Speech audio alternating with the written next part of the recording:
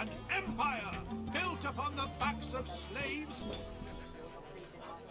does not deserve the faintest breath of praise.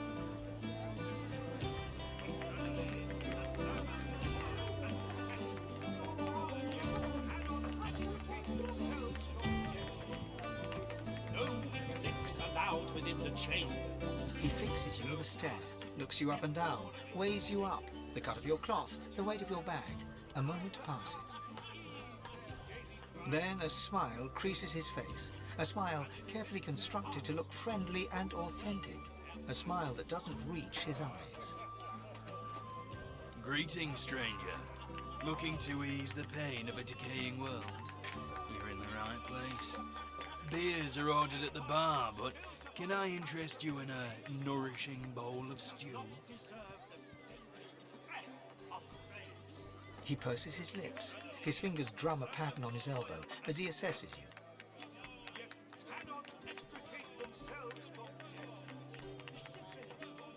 No weak links allowed within the chain. No past ever tolerate a stain. Time has come to ease their daily A lascivious smile spreads across his face. His tongue darts from his mouth to lick the spittle from his lips. Let me ask you this. Across the world, who is renowned above all others for their exquisite love-making abilities?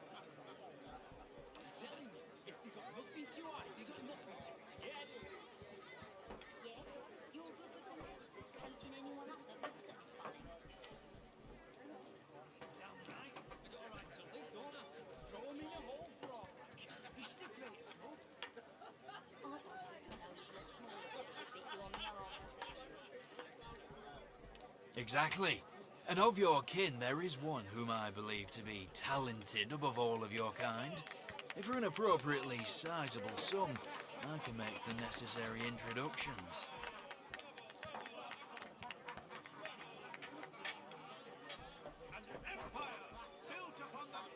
The price, I'm afraid, is not negotiable. And believe me, this really is one exceptional kin lover. You sure you wouldn't care to change your mind? The money vanishes into his apron. Now, let me ask you this. What flavour of stew do you prefer? Do you like the strong and meaty variety? Or do you prefer it delicate and fragrant, if you get my meaning?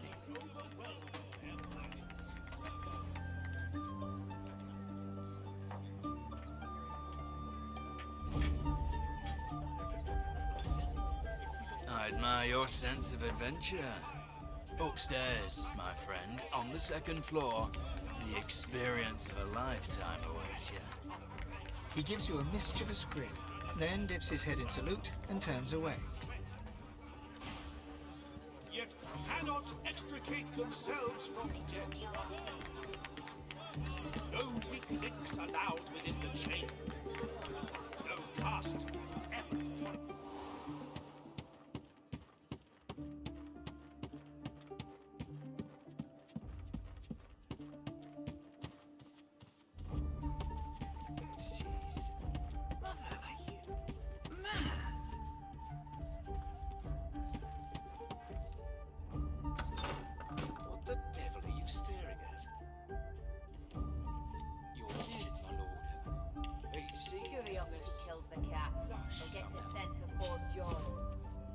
It's as lush as it's always been. Now turn your eyes on my treasures, not my one night with a lizard.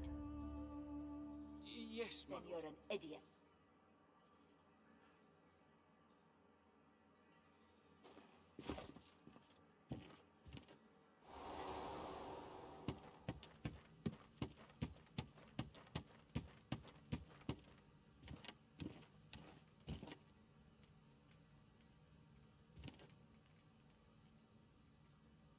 A lizard, tall and beautiful, turns towards you. He fixes you with a sultry look, and when he speaks, it's like listening to honeyed gravel. I'm so glad you've come. Are you here to water my flowers?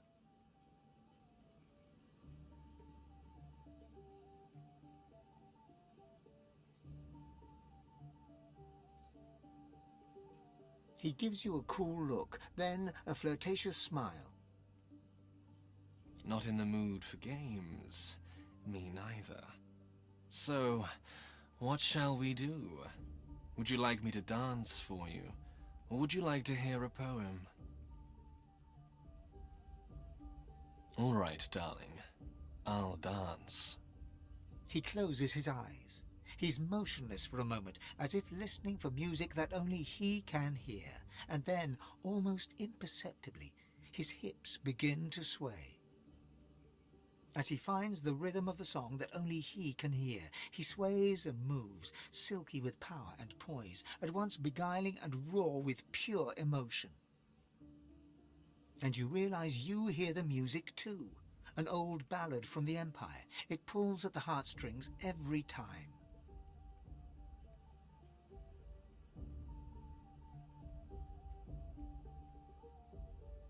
It floods your body with light, at once boiling hot and freezing cold.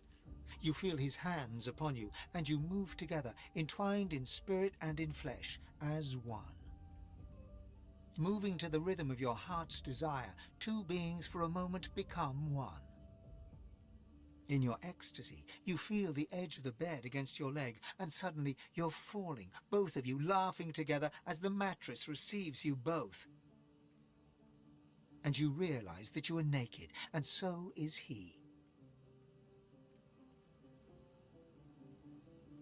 He searches your face for the lie, doesn't find it. The compliment touches him. He smiles, reaches for you. He takes you into his arms, into his heart, into his very being, and it feels like home. Like you're back in the Empire, sunning yourself under the jacaranda trees.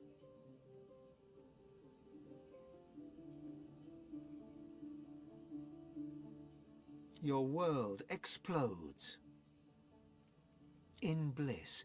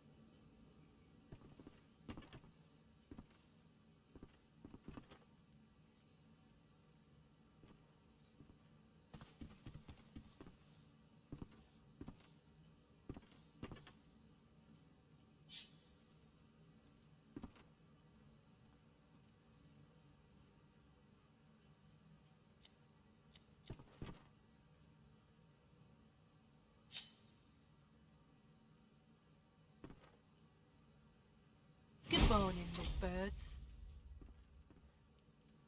Good morning, Gil. Hey, this is my lover. Lover, this is my friend Gil. Shut it, fork tongue. I'm sorry, darling. It's a setup. You paid for a trip to paradise. Now you're paying for the return journey. To wit, we're taking all your stuff. If you want it back, you can take it up with Lohar.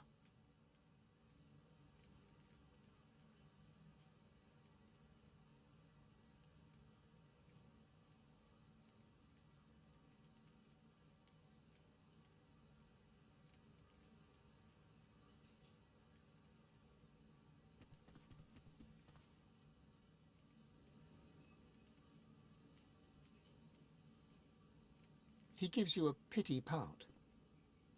I'm sorry, darling, but business is business. And time is money. So if we're all clear on what's happening here, we'll be leaving with your stuff.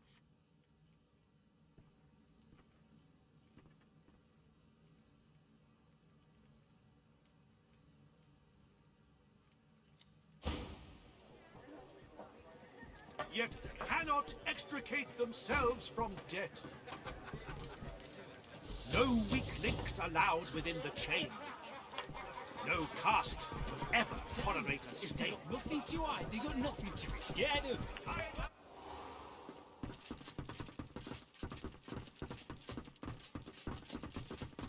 And you can't be too careful, you know? Curiosity kills the cat, or gets it sent to Fort John. You're willing to risk Fort Joy for one night with a lizard? Then you're an idiot.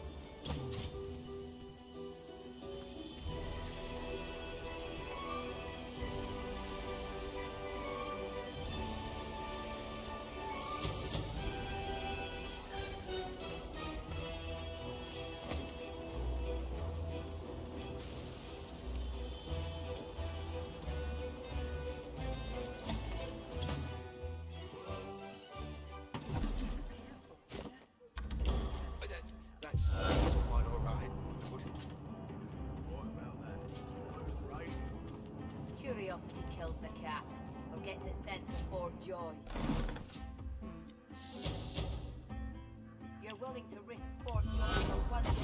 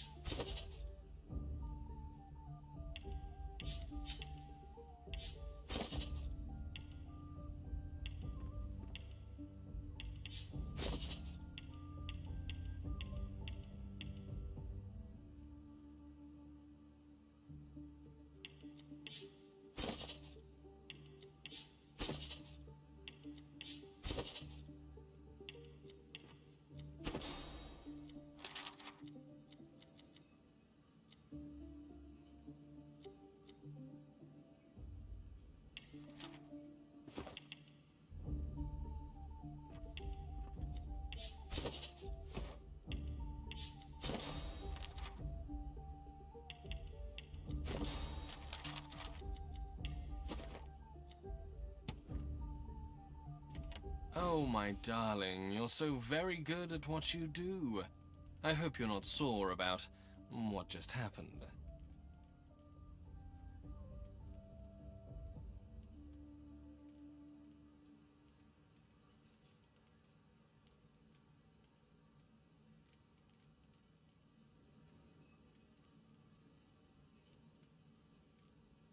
He returns the smile with interest.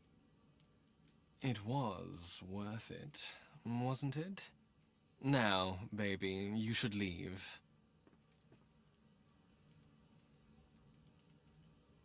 He thinks for a moment. Do I want to go again?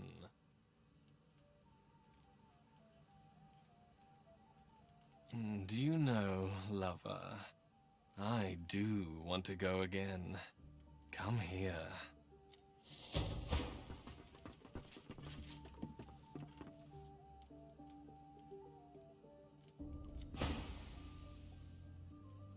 You fall into each other's arms once more. The world explodes in ecstasy.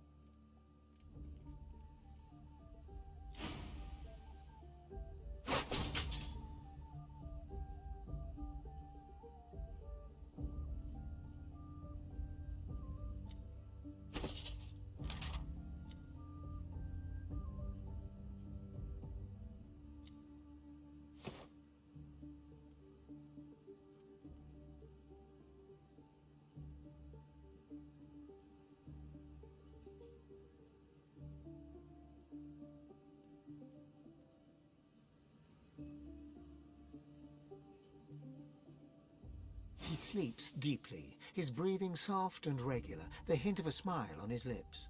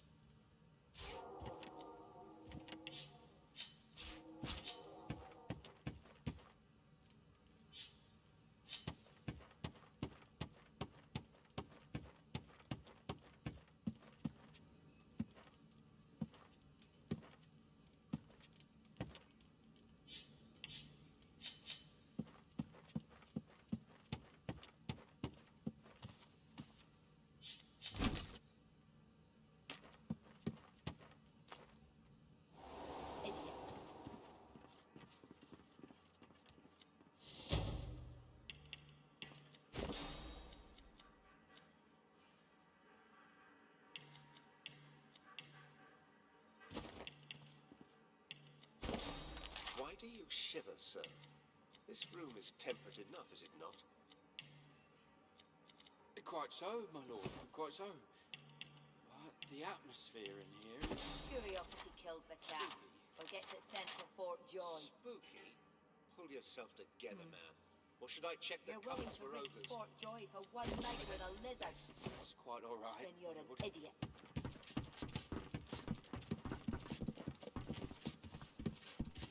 She tips you a wink. What do you want, reptile? Did you? Got a pick and Tell me, tracks. how was it?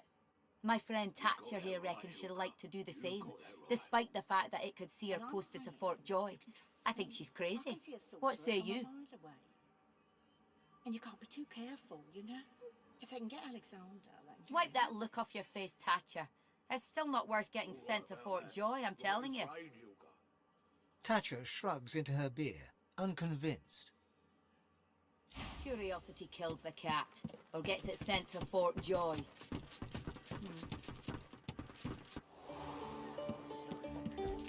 He gives you his mischievous grin.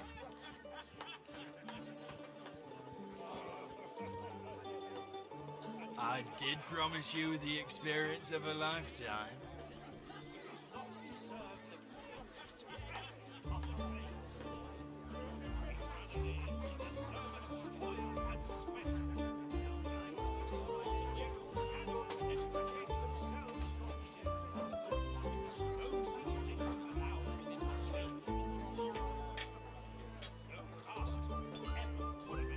His eyes widen.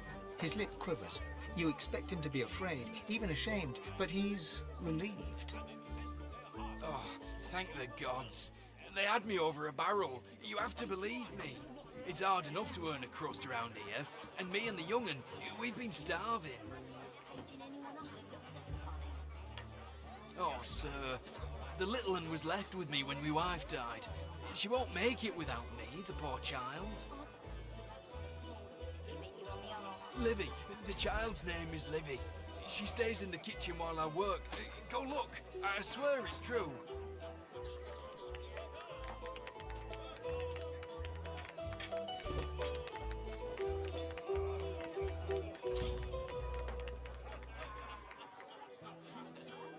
But if I'm dead, who'll look after the child? You shape to attack. He sees it coming.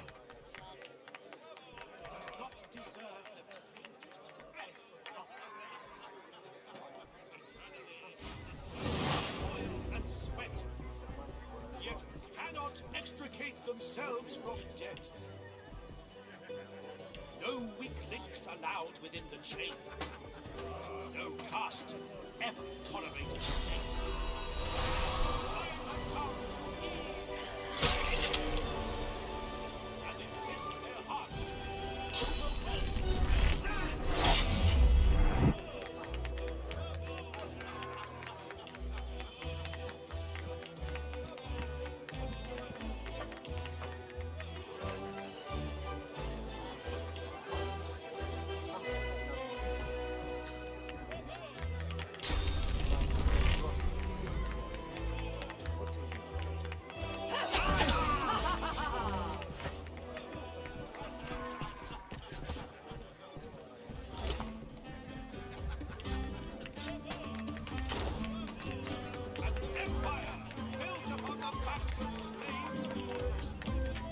deserve the fate. If they got nothing to hide, they got nothing to be scared of. Eternally, the servants toil and sweat. Cannot extricate themselves from death. No weak links allowed within the chain. No caste ever tolerated mistake. Time has come to ease their gaining rise. No rest until the killer is found.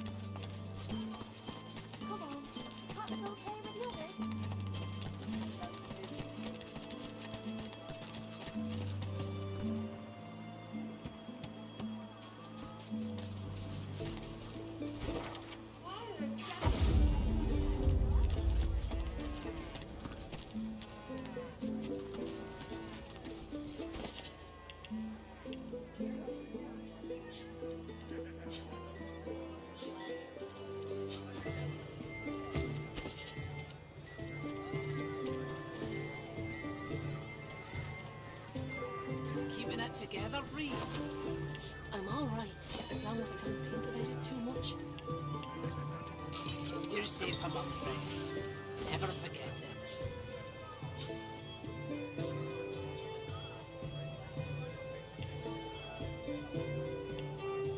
Smells worse over here than a dozen rotten eggs dropped in a vat of vinegar.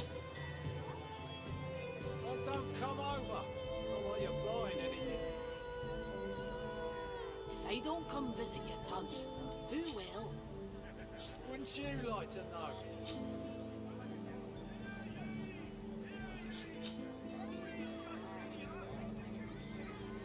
Keeping it together, Bree? I'm all right, as long as I don't think about it too much. You're safe among friends. Never forget it.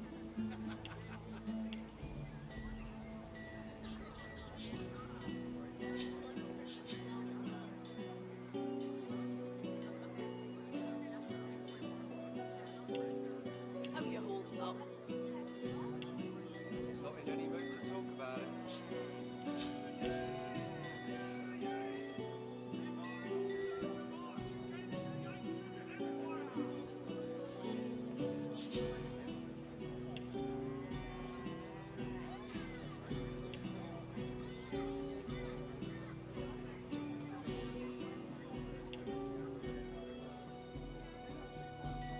Keeping it together, Bree?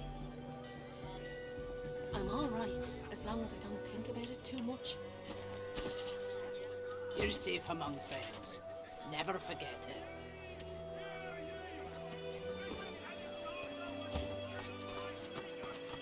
Glad to see you well. Until later then. Dropped in a vat of vinegar. Glad to see you well. I don't come visit Until later. you will. Wouldn't you like to know?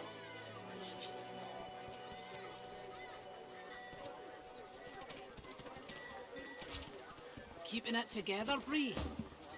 I'm all right, as long as I don't think about it too much.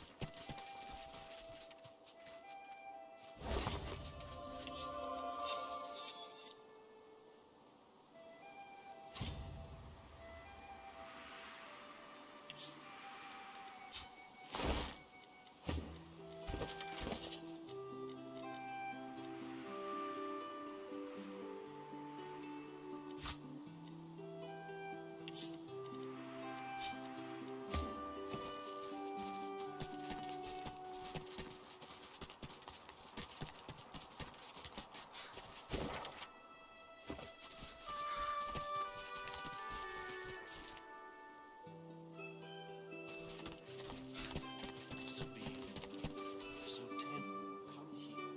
The sun is warm.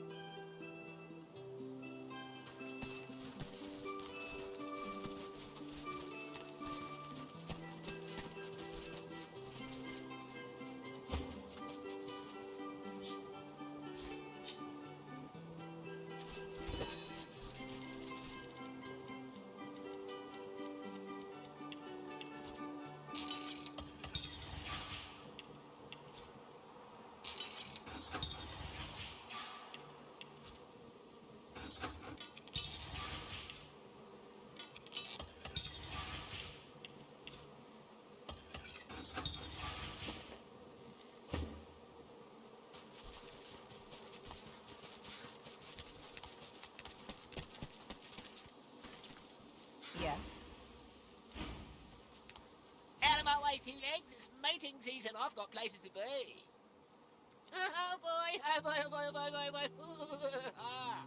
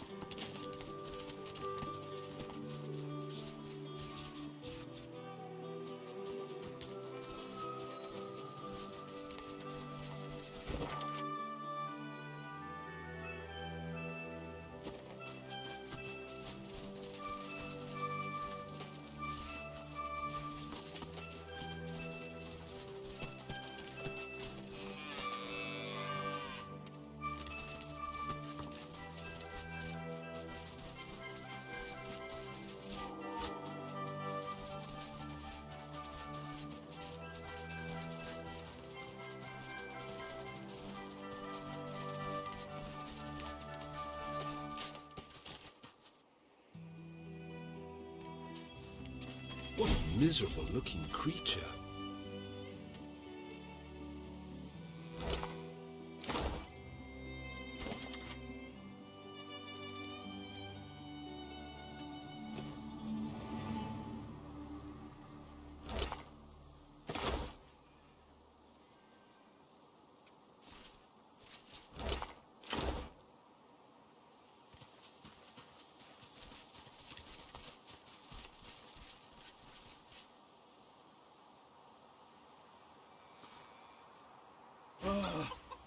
I'd give up my wings for a respite from this pestilence.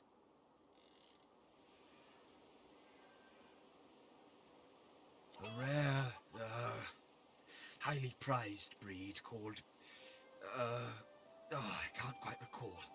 This cursed sickness has scrambled my memories. I can't think straight.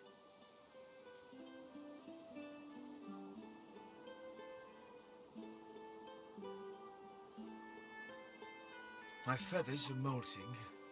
My wings can't carry me anymore. I feel so cold. All I can think about is warmth. It painstakingly attempts to flap its wings to no effect. You catch a glimpse of its weak little torso. A faint glow emits from within it, like a cooling ember.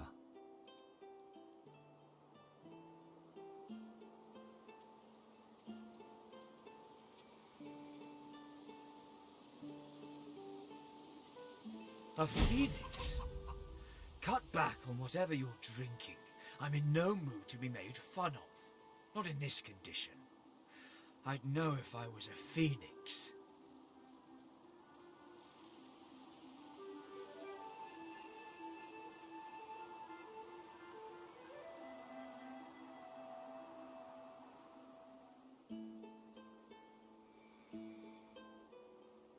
The bird stares at you for a long moment. All right, do it. Burn me. But may the flames consume you too if you're wrong about this.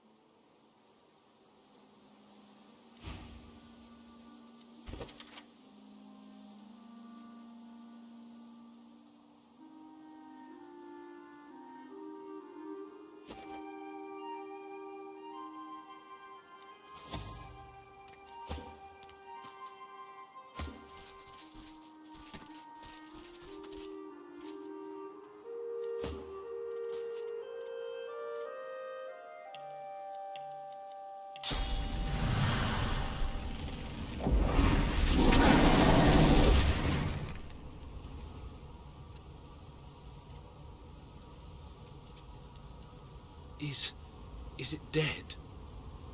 An egg! A phoenix egg!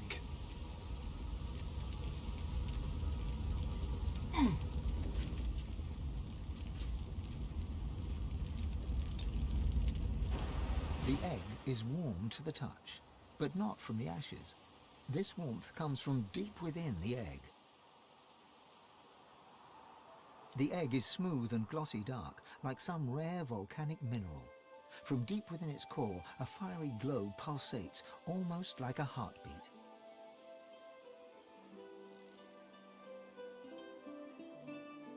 The phoenix will hatch, only to go through the same suffering again. Better to eat it.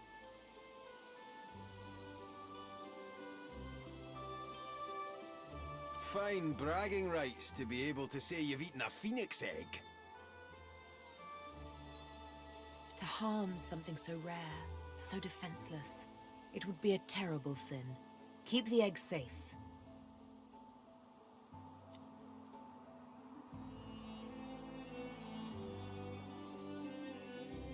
I shall keep this egg.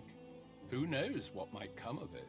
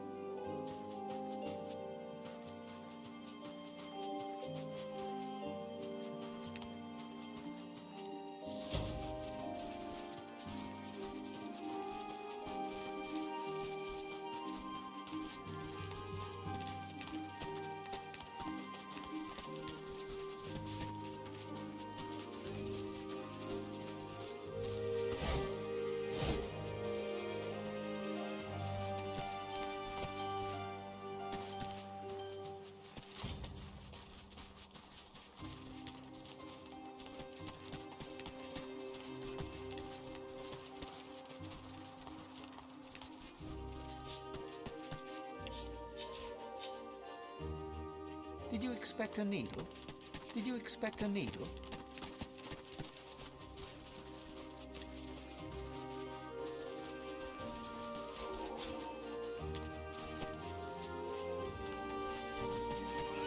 I've spotted something. Oh, what have you done?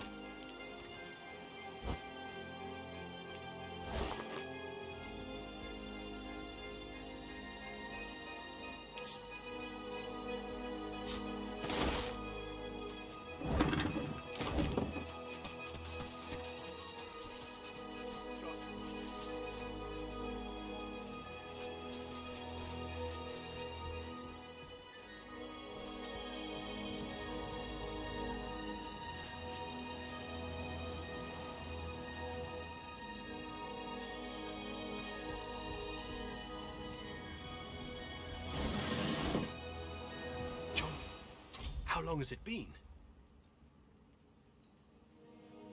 Gareth looks to the limp body at his feet, then to you, sword raised. He isn't quite present, but lost in his own tangled thoughts. I knew I'd see him again. I wish it hadn't been like this.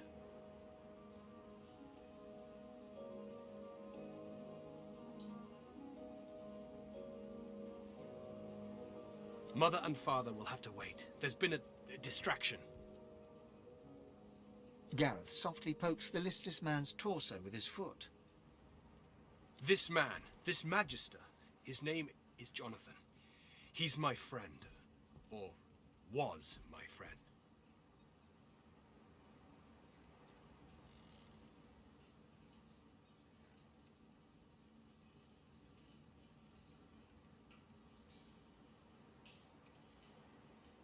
I led him here.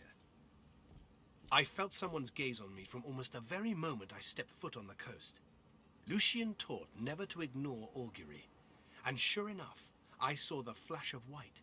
I heard the sprigs snapping. Someone was watching, following. I came here and waited. The door swung open and it was him. A face I hadn't seen since I was called to the Seekers. He didn't say a word, just flashed the arrest warrant. Seems he didn't expect the punch. Now I must do as duty requires. Gareth raises his blade and tightens his grip, but falters. He cannot strike the final blow.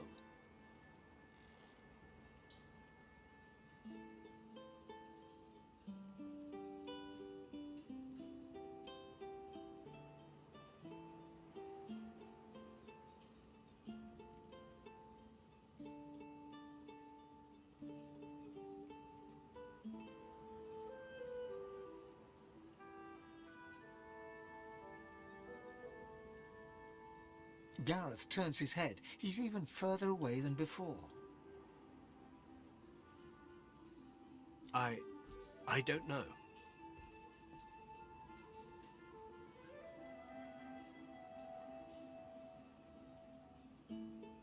Gareth's fingers open and close around his sword's hilt. His breathing quickens, his forehead wrinkles, yet his arm remains suspended in air.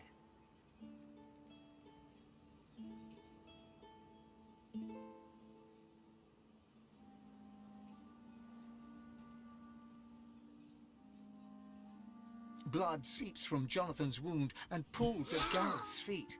He stares at the stream as it carves a path around his boots.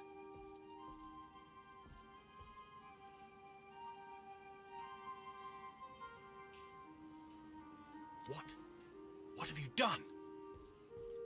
Gareth's eyes go glassy. There is no warmth, no chill, no joy, no sadness. It is as if the void has possessed him.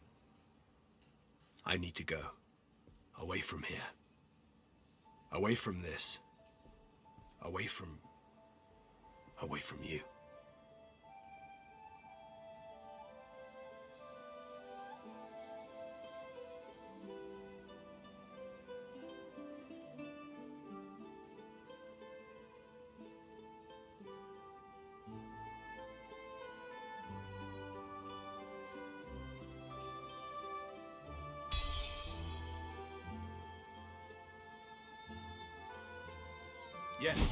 Yes, you're right. There's little time for tears. When it is time to sail, I will be ready.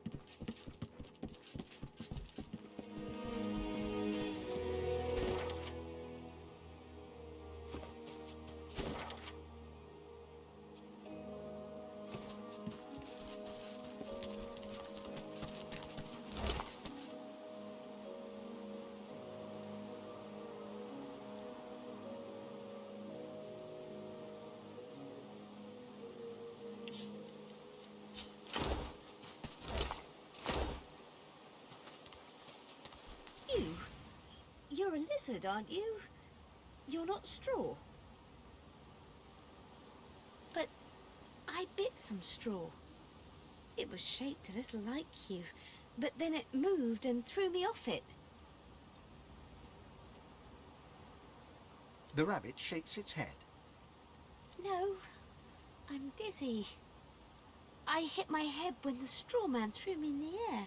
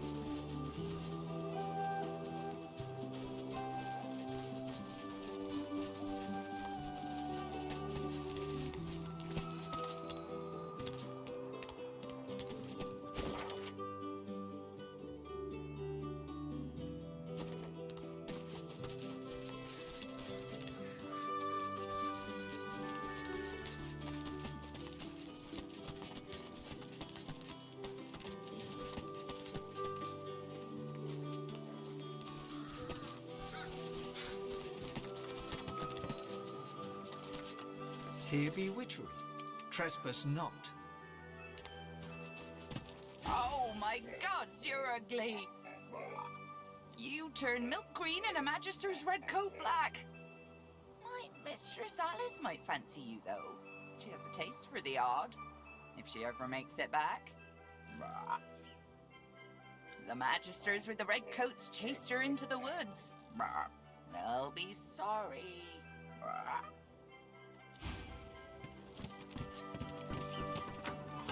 Smells of lavender and charred flesh.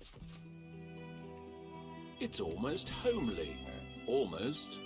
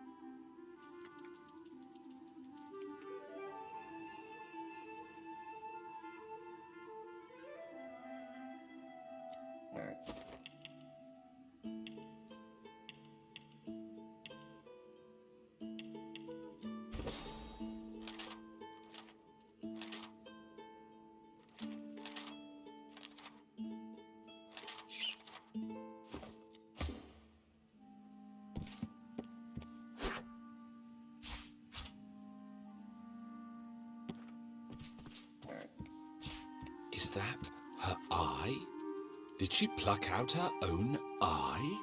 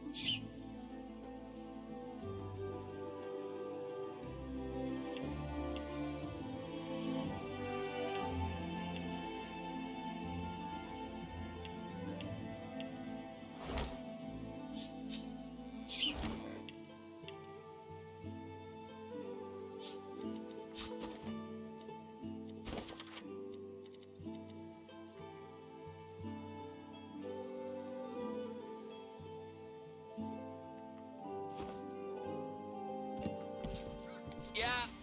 Hello. Stand back a bit there. I'm not feeling very well.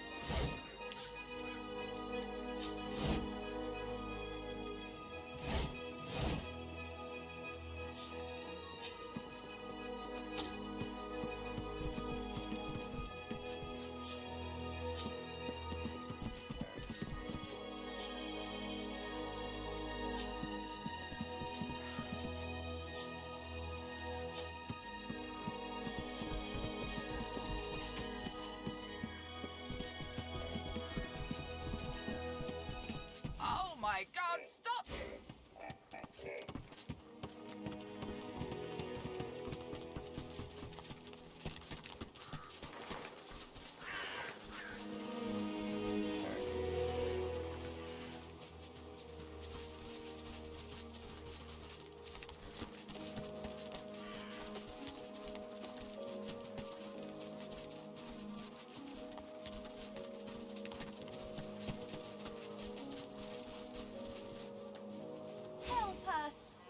Shush, Mabel!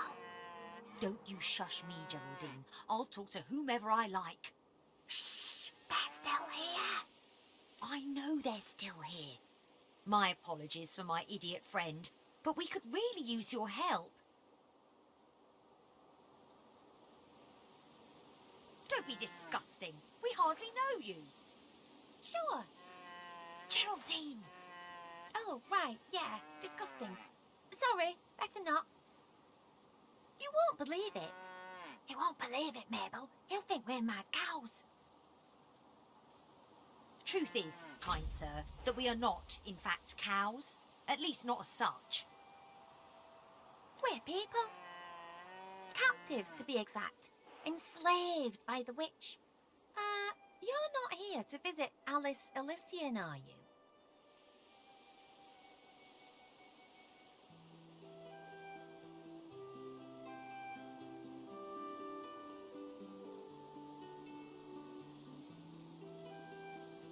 I told you not to trust him.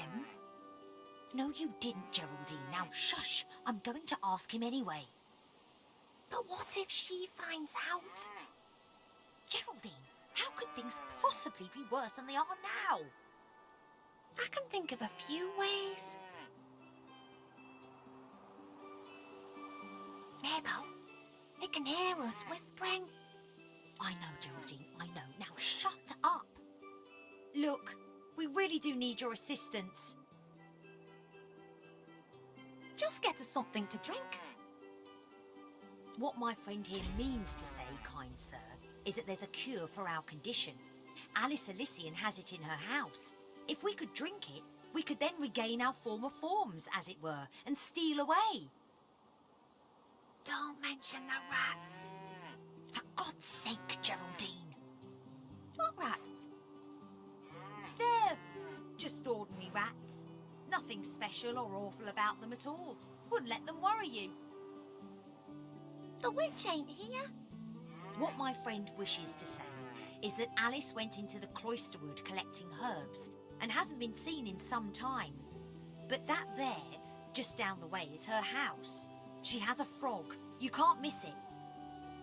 Would you mind awfully procuring for us a small potion that Alice Elysian keeps in her cellar? We'd rather like to, you know, assume our rightful forms and toddle off. Thanks ever so.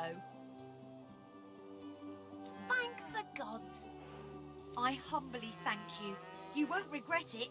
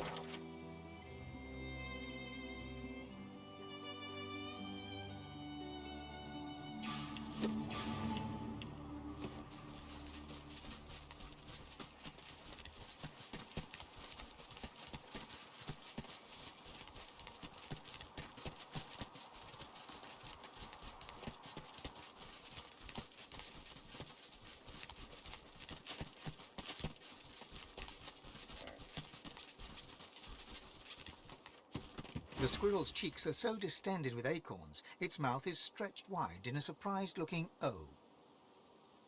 Too skinny, Aoife said. Gotta get my plump on for winter. As the squirrel speaks, one fat acorn plops out of its mouth and rolls onto the ground between you. The squirrel's eyes go wide as its mouth.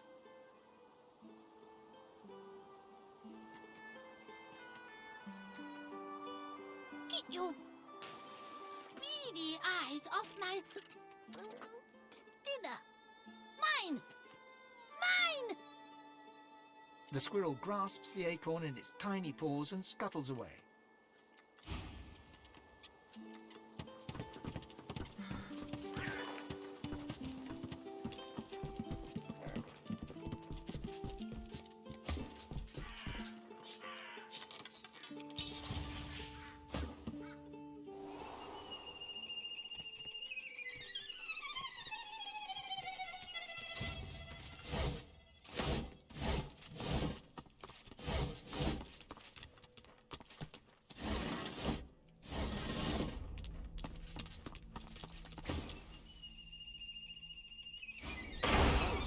not to worry about the rats.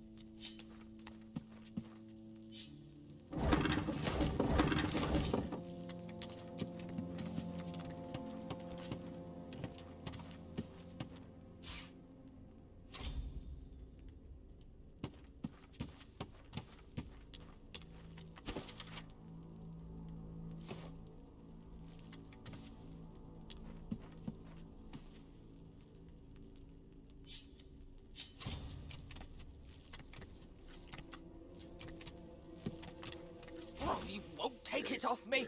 You won't take it off me! The book! Alice's book! You won't take it off me!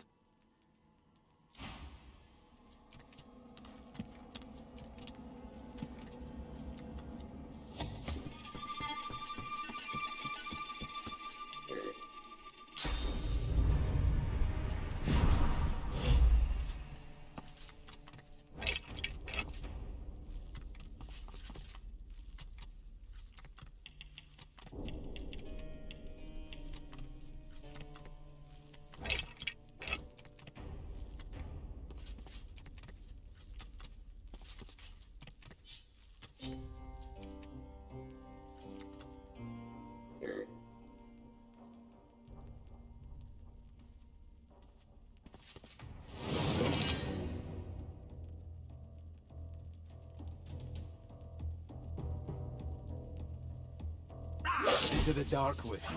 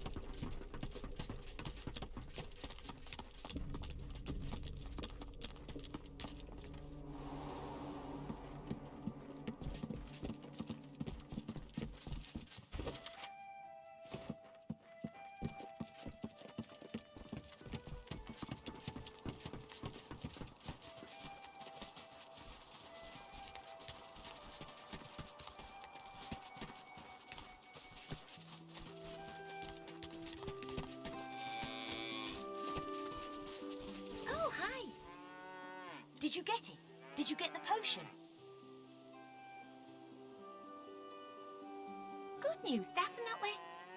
Shush, Geraldine. What's the bad news?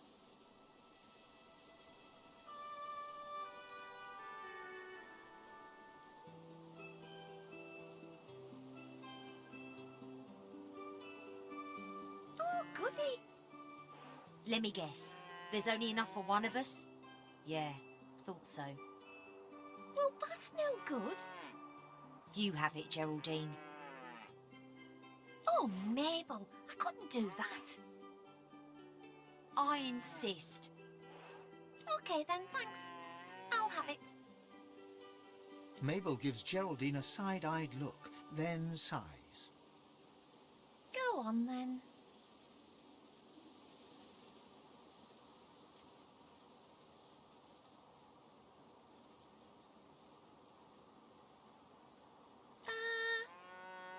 Look, we're cows who were once people who were enslaved and bewitched by a nasty old, witch.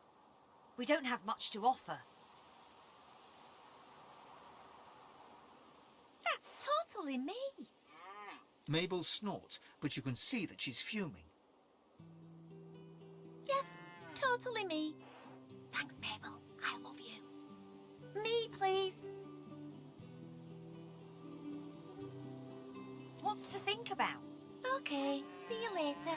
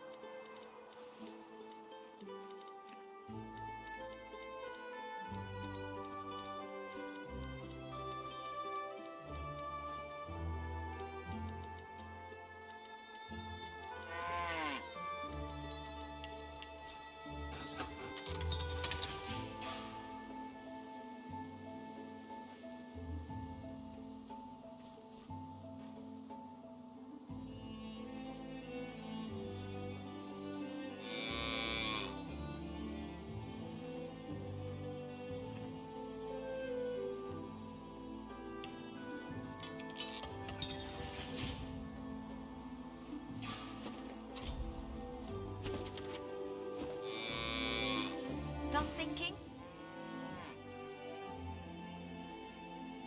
Oh, I only need one. Geraldine, that's great news. One each. These will take effect any moment now. I can't thank you enough. Thank you. Is that thanks enough? My potion's starting to work, Mabel. Here we go. I'll never see another That's again. better. It'll be too soon. I've grown quite fond of this field. I like Glad this to place. see you. You still have my gratitude. Thanks for keeping quiet about, you know.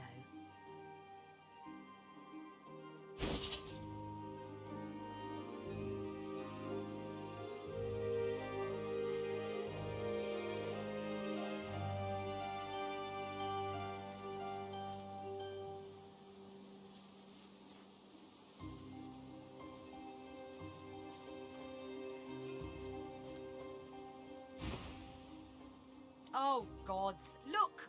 Just go. Oh, hi! Nice to see you. Bye then. Are you regretting asking for my milk? That'll teach you to make assumptions. I've grown quite fond of This place. in a sick sort It's of nice. way.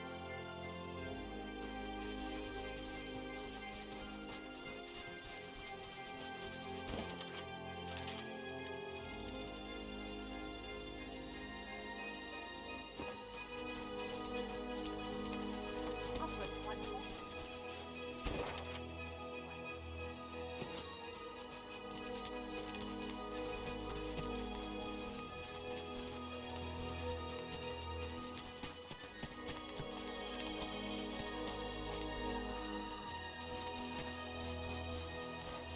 The squirrel's mouth is too full to speak to you, and it shows no sign of changing that. Too skinny. As the squirrel speaks, what? Get your The squirrel grasps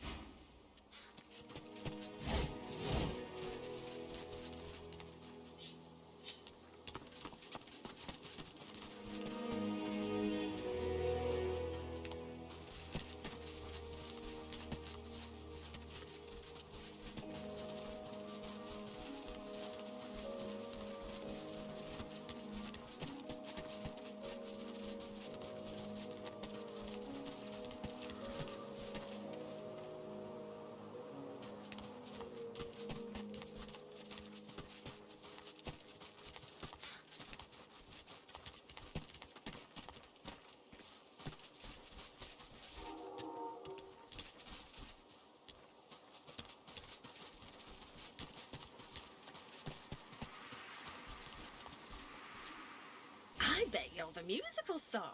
You've thought about taking up the lute. I got a few ready to go, all freshly strung.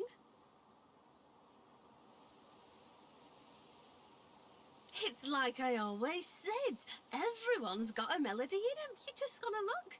Me brother Laszlo couldn't carry a tune in a bucket when he were a wee thing. Now he's got the voice of an angel. He's all right then, yeah?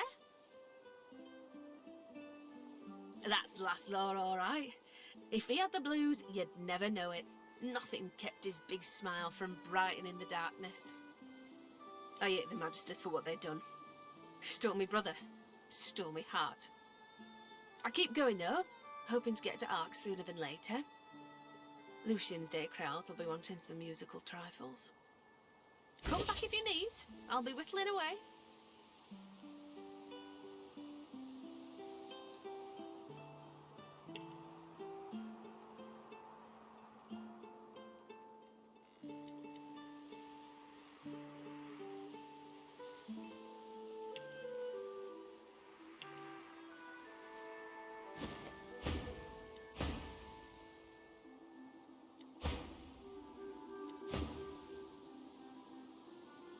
Useful? Ah, you mean deadly. Used to make bows and fletch arrows, but left that hobby behind.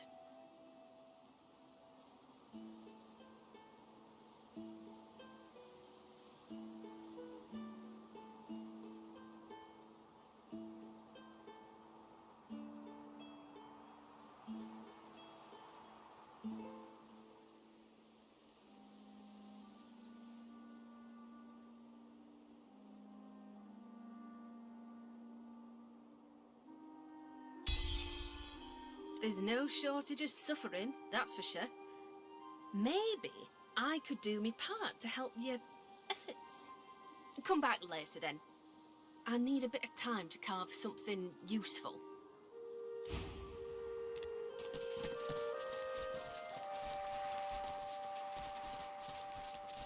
What's this? I found something.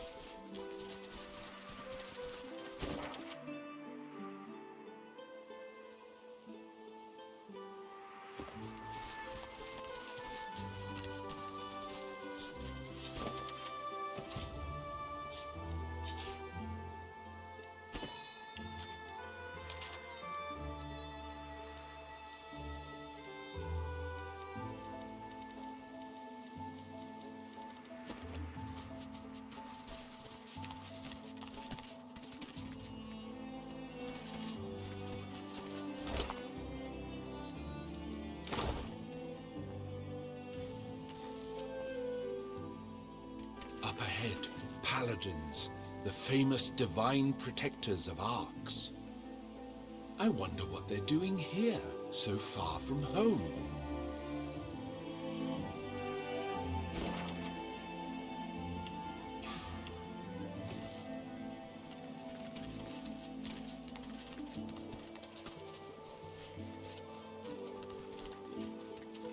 Halt, traveller, if you please. Who goes there?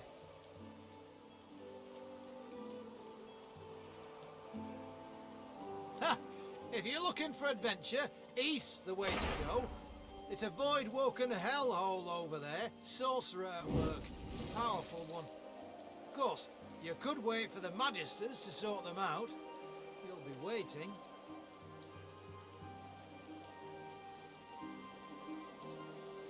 Holding the fort like we always do.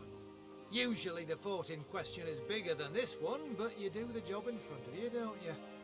Seems someone high up doesn't trust the Magisters to do their jobs out there. What should you expect beyond the bridge? Expect sorcery of the highest order. Expect Voidwoken, bigger and badder than you've ever seen. Expect the void. Expect to die. Go on through, adventurer. We won't stop you.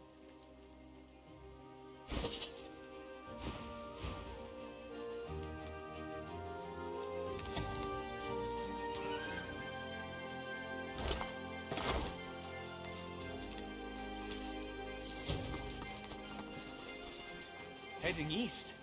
If I were you, I wouldn't.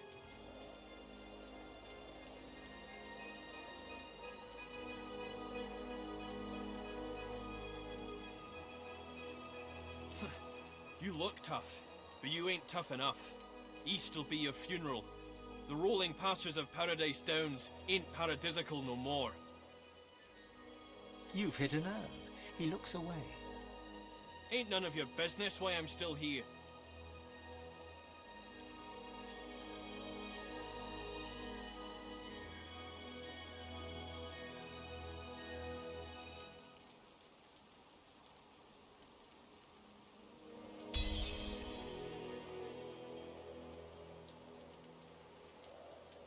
He can't look you in the eye.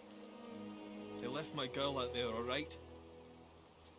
Sally and me got split up, and I said we'd meet up here. And I ain't going back out there looking for her. You can judge me all you want. I ain't ashamed.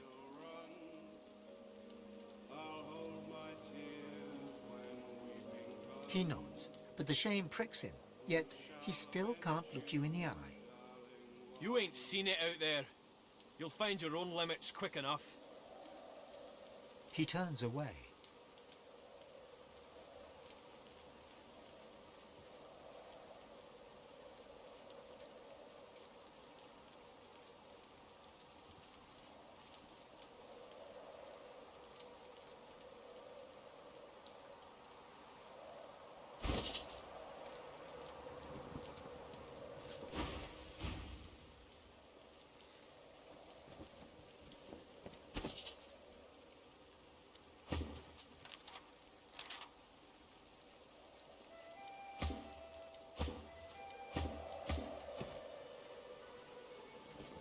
He can't, or won't, look you in.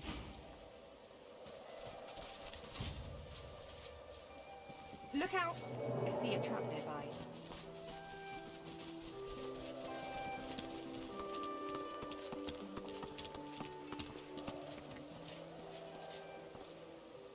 By Lucian's sword, lizard, we meet again.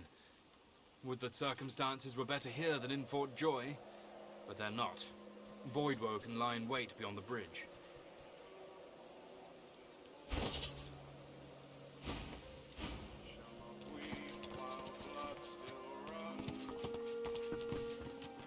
Seems like the only work these days is in fixing weapons. Happy to.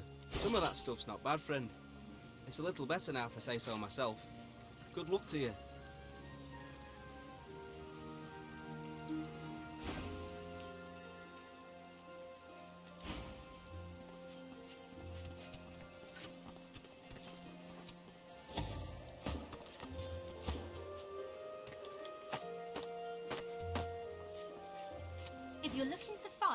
I can use the help.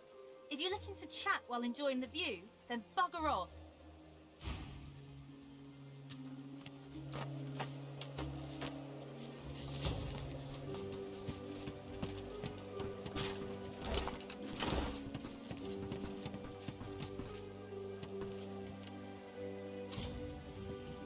The paladin sends arrow after arrow into the trees.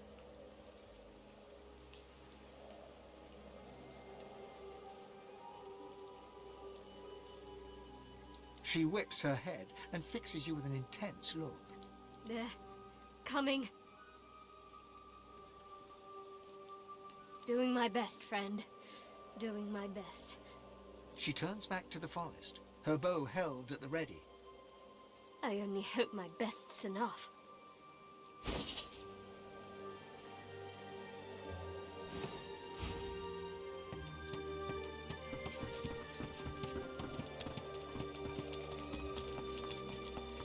I shall not mourn till war is done. Be careful on the road, stranger. You're safe enough in here, but past the bridge you're on your own. We're doing well enough for now. We've lost many a man to death and desertion, but we still held the bridge.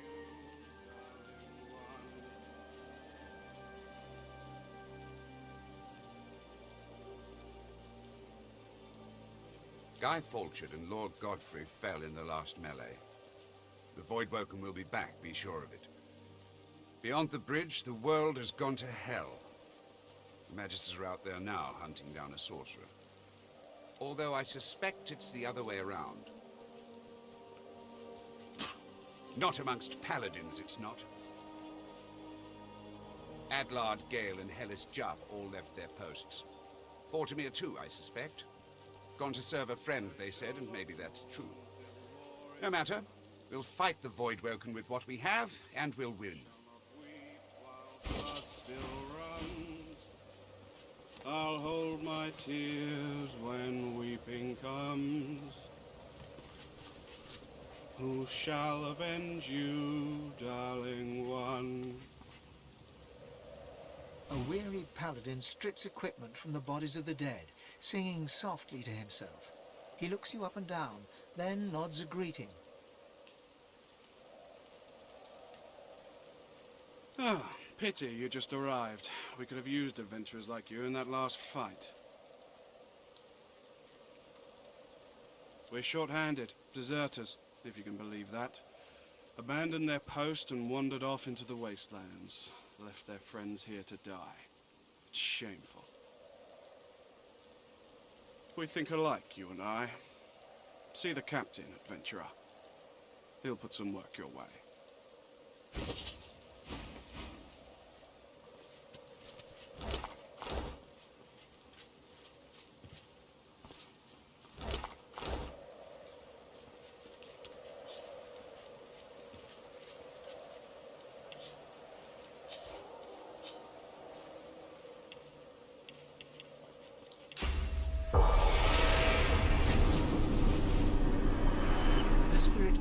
The words to a morning song.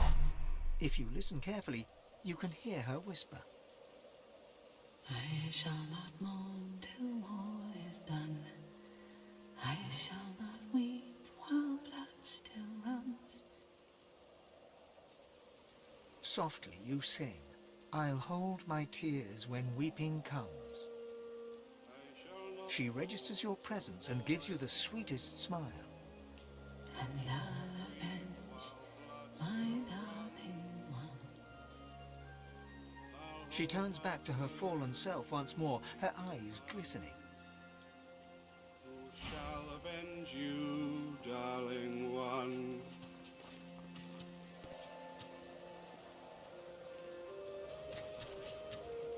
A senior paladin sits hunched over a tattered map. He registers your presence, sits back in his chair, taps his fingers on the map. Who are you, and who sent you? He appraises you with a look, then grimly grins. I think I've heard about you. Didn't you free the Meister from the gallows in Driftwood?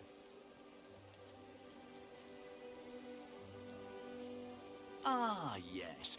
Discretion is the soul of valor, as they say. I may have a job for a lizard of great valor and discretion. Interested?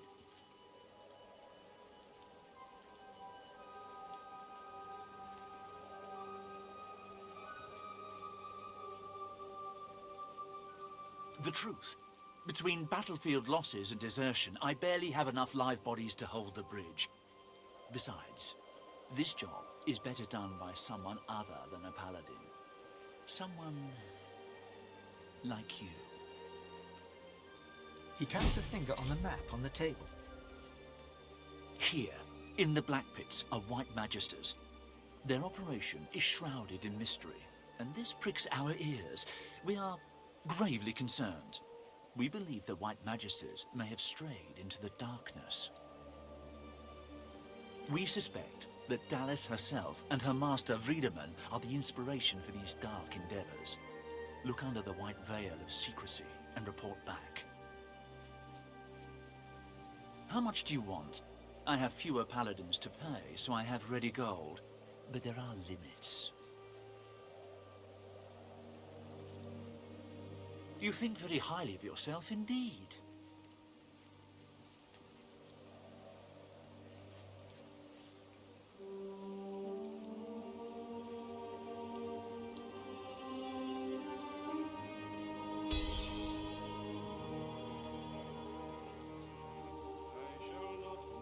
We have a deal.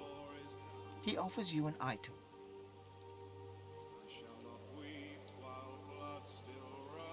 A whistle-like device sits nestled in your hand. When you're ready, send a war owl. Be careful out there. It's a dangerous place these days. And I'd like to think I'll hear from you again. And, adventurer... He looks you in the eye. Don't get caught.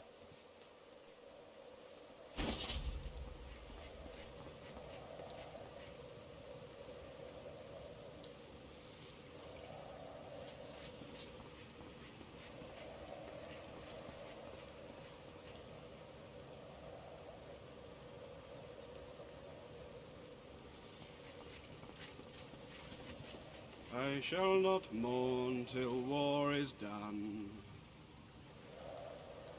I shall not weep while blood still runs. I'll hold my tears when weeping comes. Who shall avenge you, darling one?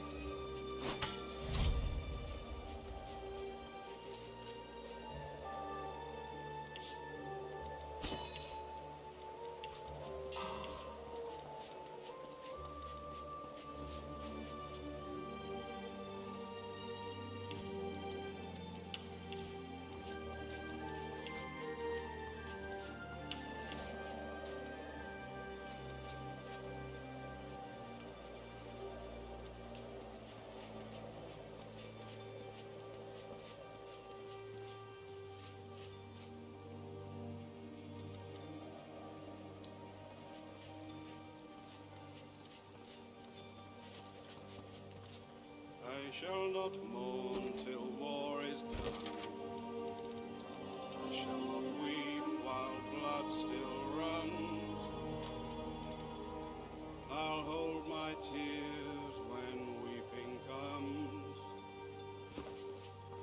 Who shall avenge you, darling one?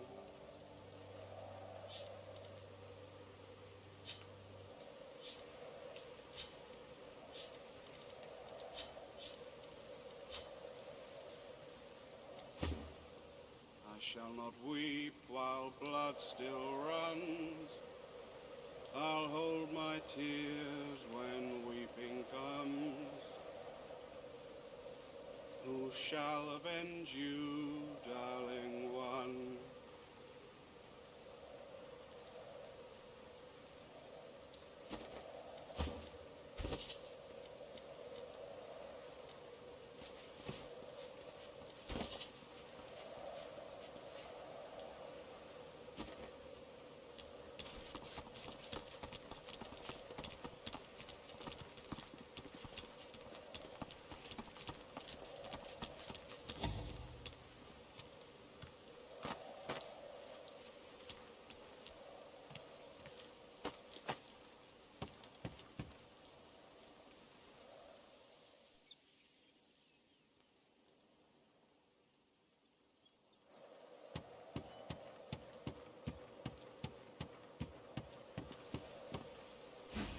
For a moment, I thought you were our reinforcement.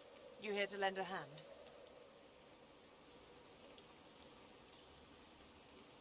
Glad to hear it. Carry on, and all the luck of the gods to you.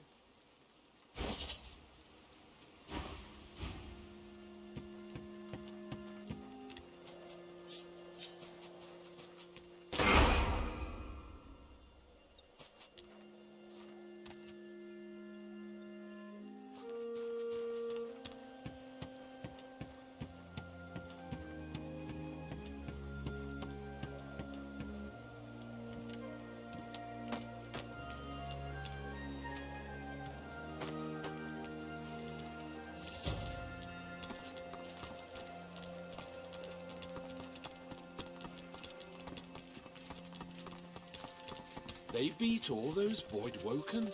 I'm impressed.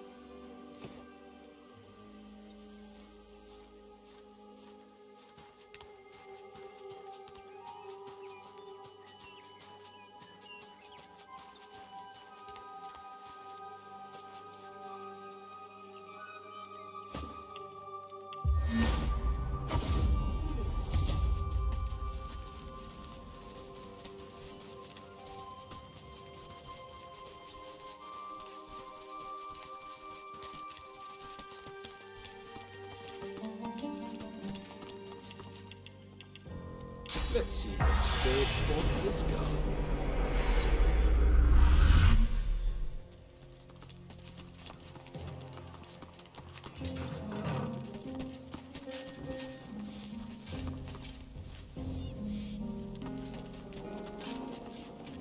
The lizard hums tunelessly.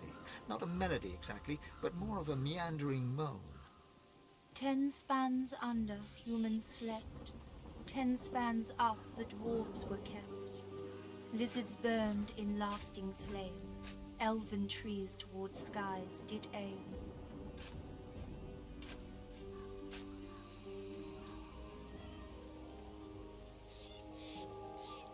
She looks to your left with one eye and to your right with the other. Keeping watch, tending graves. She ekes out a few more notes, then smiles at you with the innocence of a newborn. It helps me remember where the dead go. Sometimes they don't stay where I put them. That's okay. She flinches as you move closer. No, no touching. Her humming fades. The eerie silence lasts for several seconds. Riker might get mad. He doesn't like it when someone touches his things.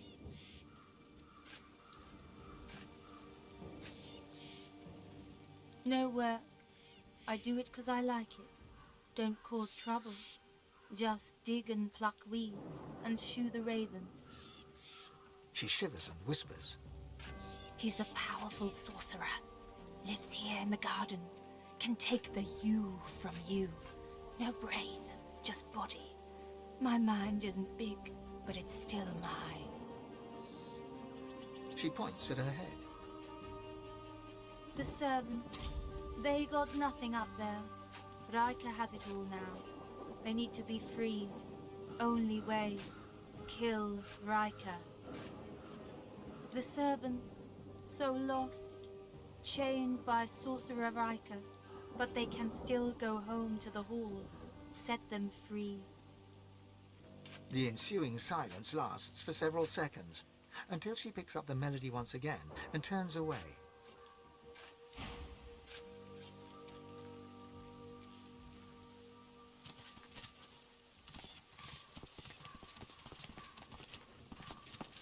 This creature is as blank as a silent monk. Dark magic at work.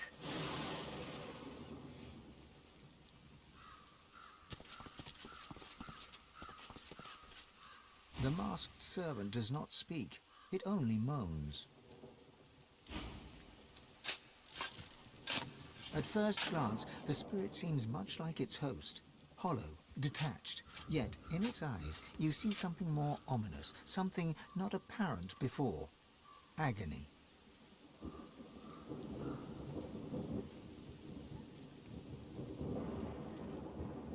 Nothing happens. The spirit darts its eyes about, all the more tortured by its failure to return home. It is trapped. By what or by whom you cannot say.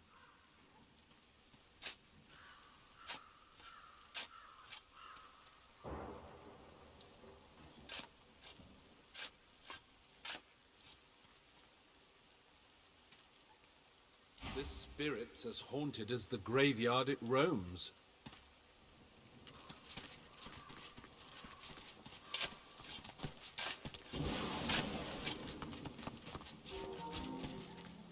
Here lies the body of our bunker old Grigsby. Died wealthy and old, aged 47.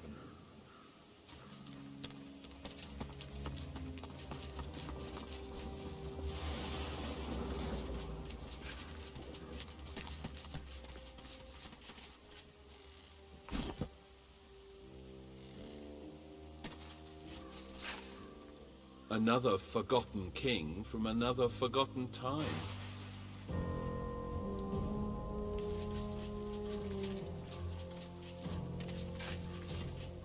As beautiful as always, if unwilling to whisk me away from this place.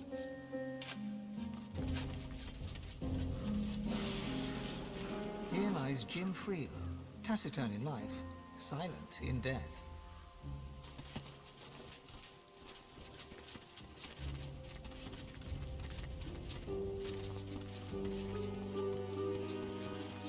What cause did this knight serve, I wonder?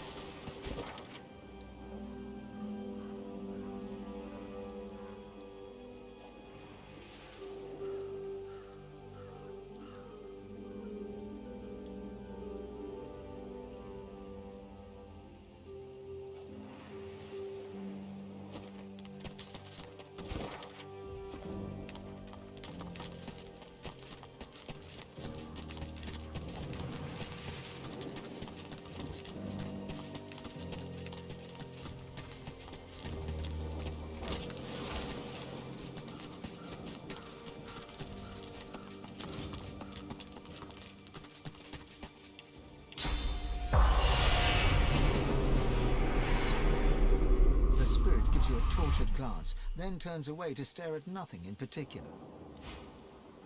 The masked servant does not speak. It only moans.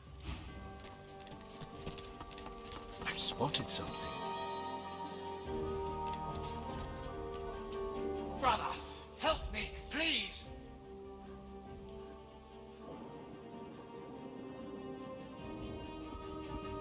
Isn't it obvious? Some thoughtless fool buried me in this grave like some common human. I can't be at peace in a place like this. I have to be put to rest according to lizard tradition. The eternal fire burns in the lizard quarter of the cemetery. I beg you, cast my remains into the fire. Set my spirit free. I will never know peace otherwise.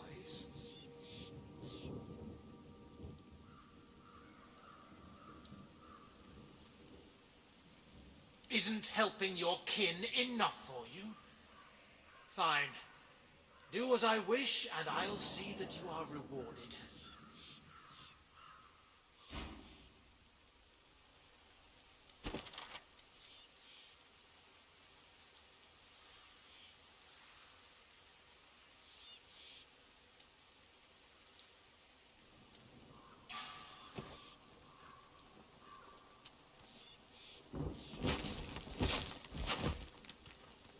These must be the remains of that lizard spirit, just as he said. Vilnix Creever. Almost sounds like a lizard name. But here...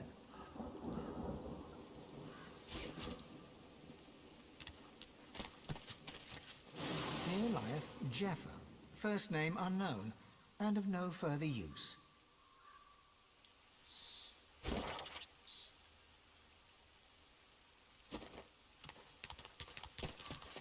Pauline Lacey lies here, burned in her bed.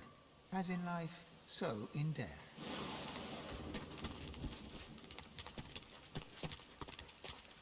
A lonely traveller did pass. We found her lying in the grass. We saw the smile upon her face, and gave her a final resting place.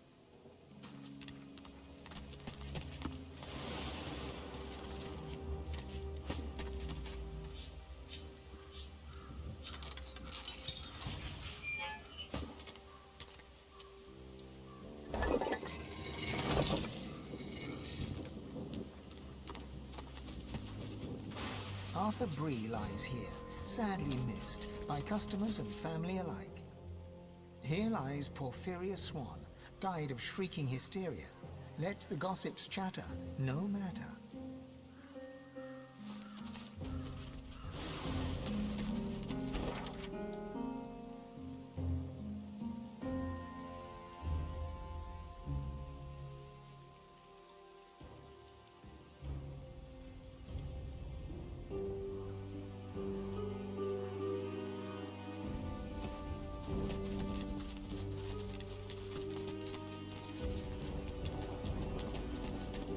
Here rests some of Granson Lock.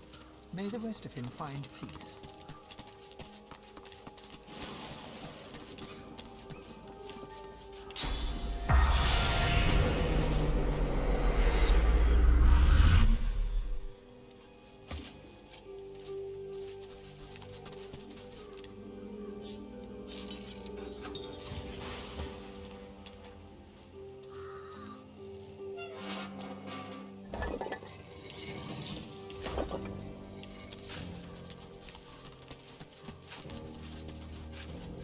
Here lies Ogden Quincy, poet and tavern wit. Here lieth the clown, thank the gods.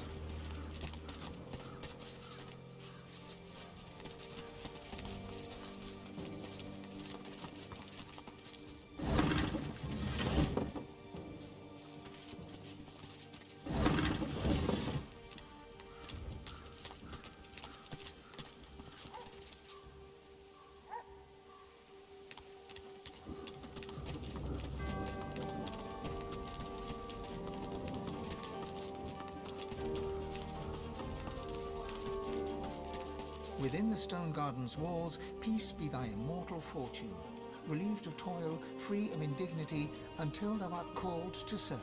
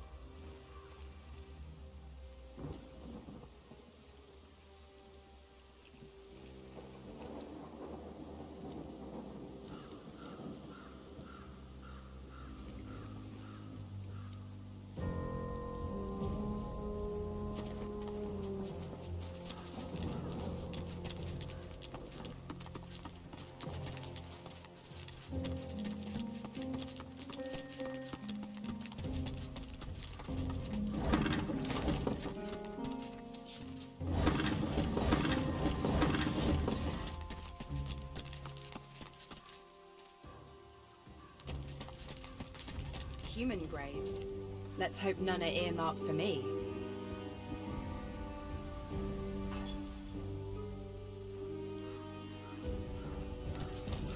Here lies Roland Harkwood, beloved husband of Prudence, attentive father to Niles, buried near his daughters.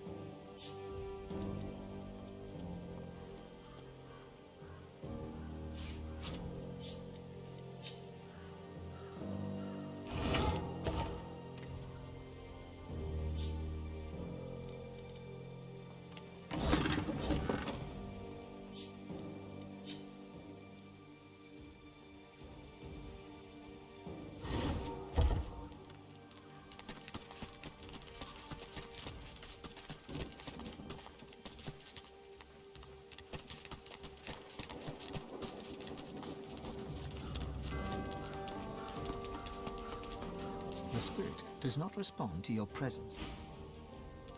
The masked creature is mute, save the occasional moan. Come on, mistress. Hear me. Heed me. You've always had a glint in your eye for old Zimski. Don't abandon me now. Zimski mutters to himself as he traces sigils in the dirt. He spies you, and a shrewd look brightens his eyes. He stretches out a hand, showing you a solitary coin on his palm. Heads Heads or tails?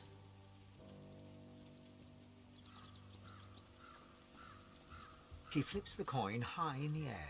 It twinkles beneath the moonlight as it spins down, and he claps it to his forearm. It's tails. Lucky. Enjoy it while you can. All my life I served Lady Luck, and see how it ends? In the dirt. Just the same as everybody else. Turning from you, he crouches back to the dirt.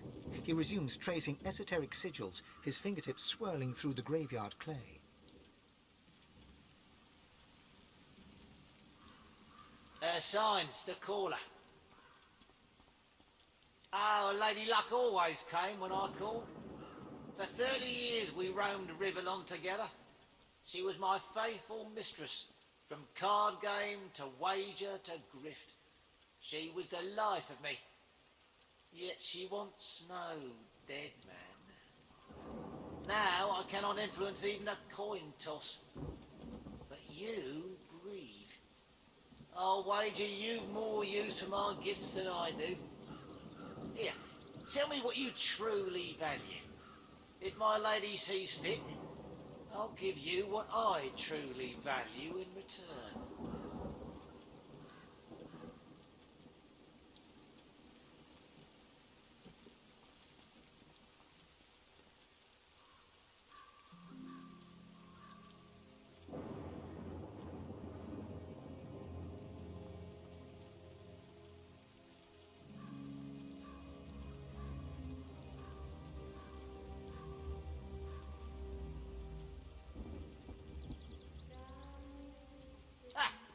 What difference do you discern between demons and gods, scholar?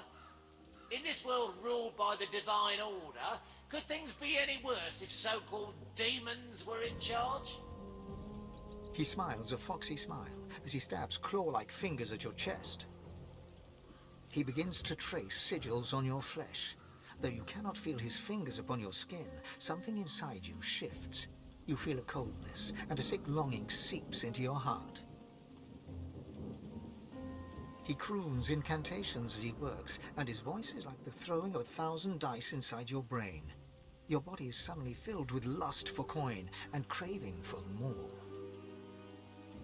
Ah, now you feel her touch. Now Lady Luck sings in your blood as she once did in mine. And now I feel nothing.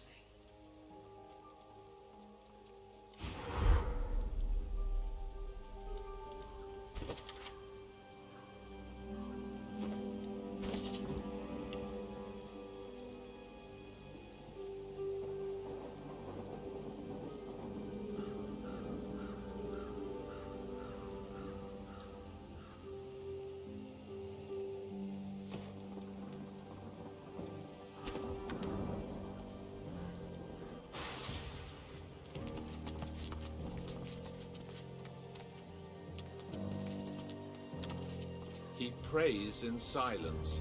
But to what god, I wonder?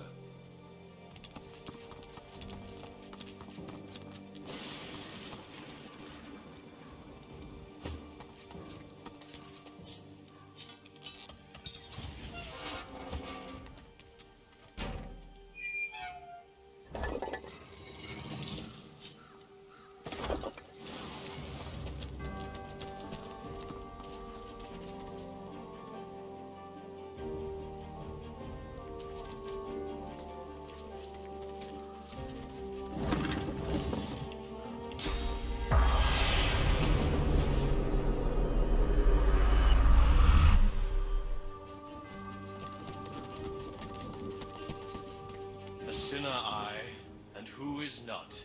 The sinner lies that they sin not. A sinner lies. And yet the boneyard's full of sinners who got their prayers, while I did not.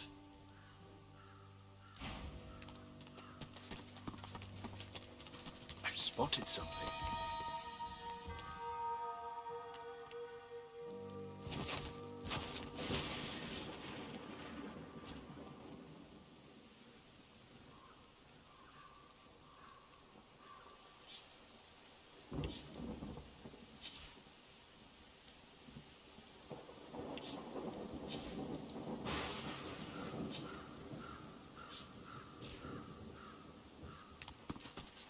Here lies Marjolaine Pruitt, who won many battles at the bridge and elsewhere.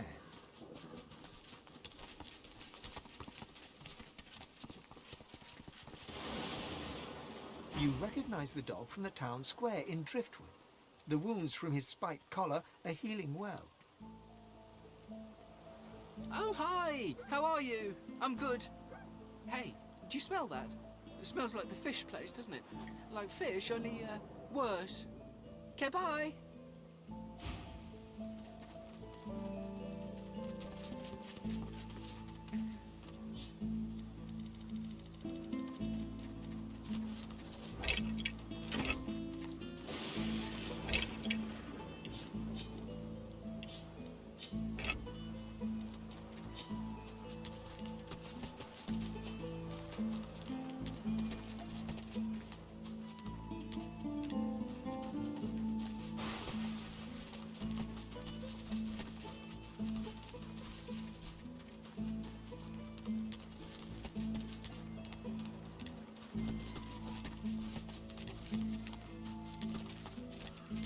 The creature barely notices your presence.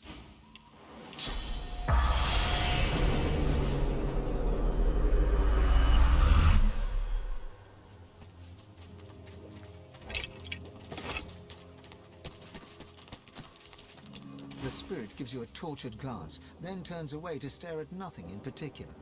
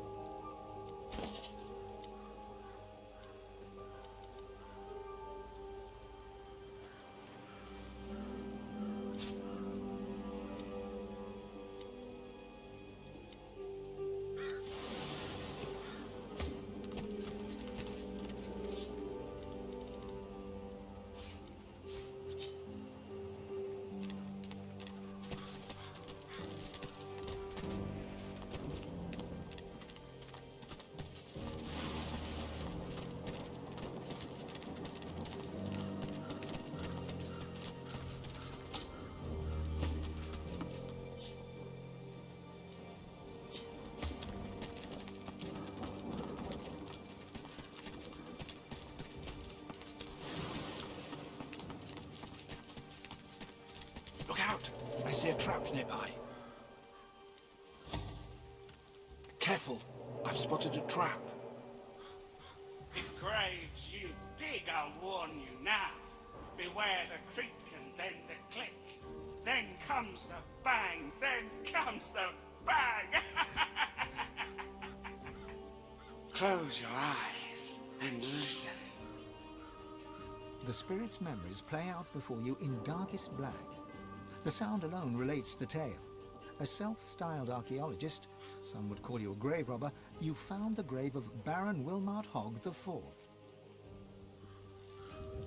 Your footsteps crunch light upon the gravel as you approach the tomb. You know that Hogg was avaricious, paranoid, and cruel, and you yourself value the first of these two traits most highly.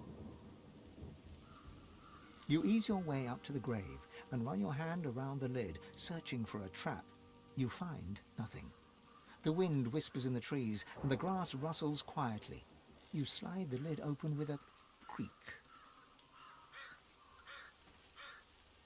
Click. Uh-oh, you think. Bang! The silence of the night is rent with a sound of screaming. You're screaming as you burn to death. Commiserations, he says. I knew the risks. If graves you'd open, beware the creak, and then the click. Then comes the bang, then comes the bang! I have only one regret. I didn't get the loot, I didn't get the loot! First came the creak, and then the click, then came the bang, then came the bang! Creak, click, bang! Careful now. That's a trap.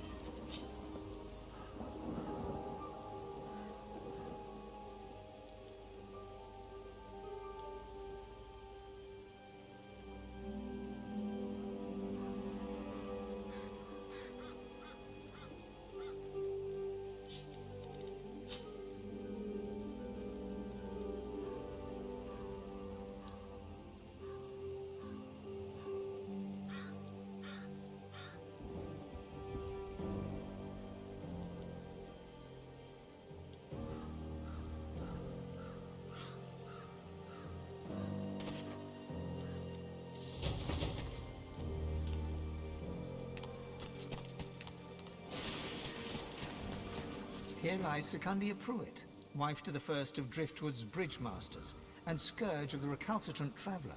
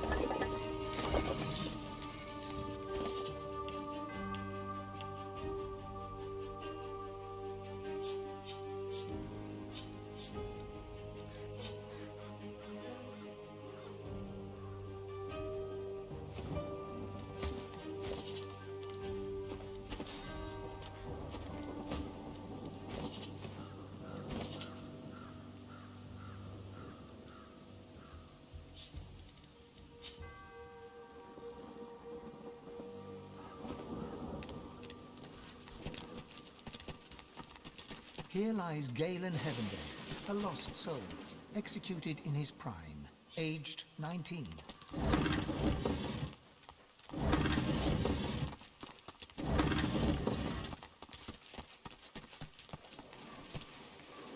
Another statue in the stone garden.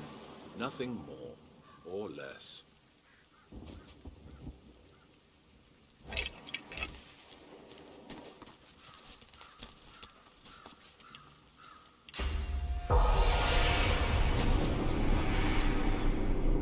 The spirit cannot speak, or perhaps chooses not to. The masked servant does not speak.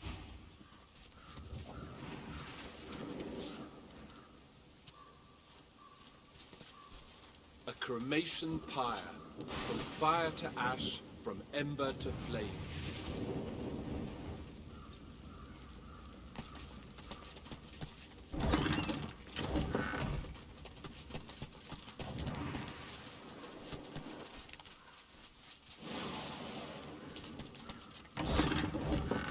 Another statue in the stone garden, nothing more or less.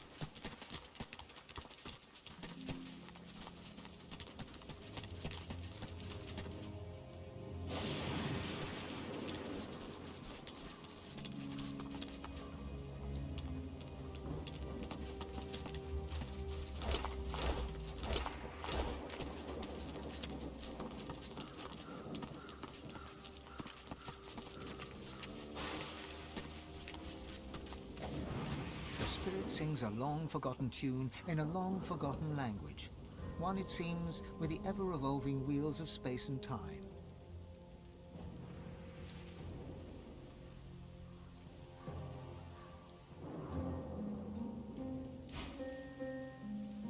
The all-consuming fires rage nearby, and still the spirit sings quietly on.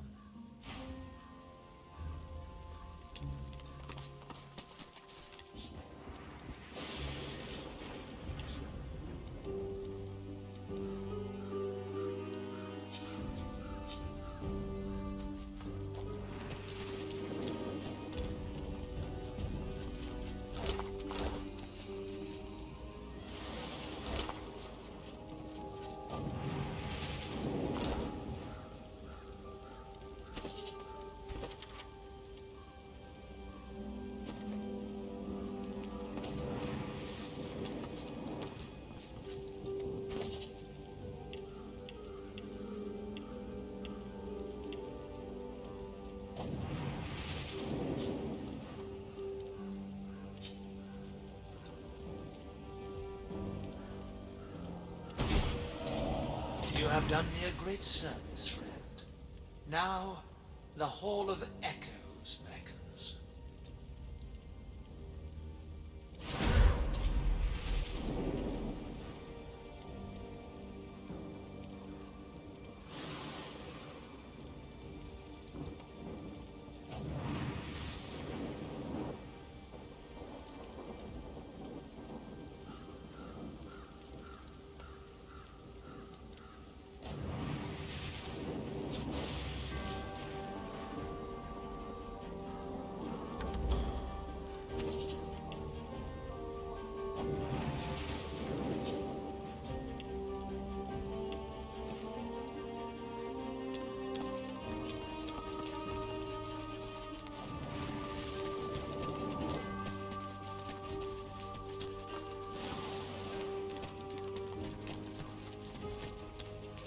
It's hard not to feel some pride in reptilian engineering.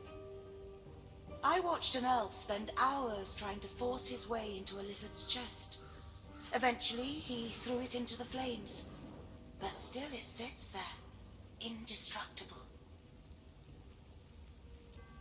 He did not leave empty-handed, unfortunately. I pity the poor salamander that he dragged back to his ghastly home.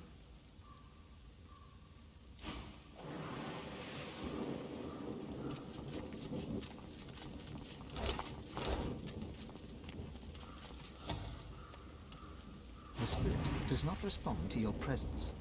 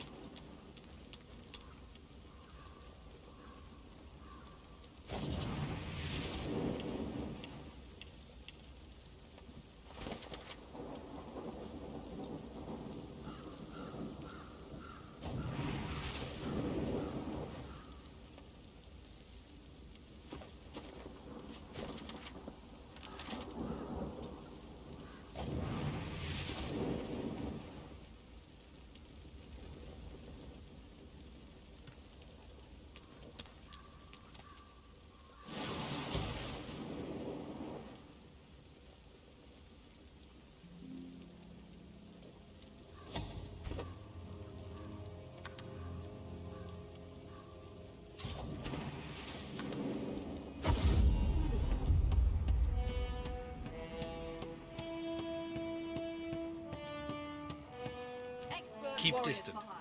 My own demons haunt me too closely. I cannot also bear the burden of yours.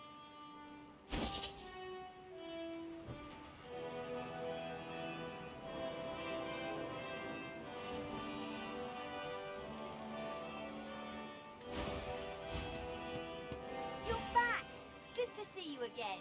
Of course. Told you I would, didn't I?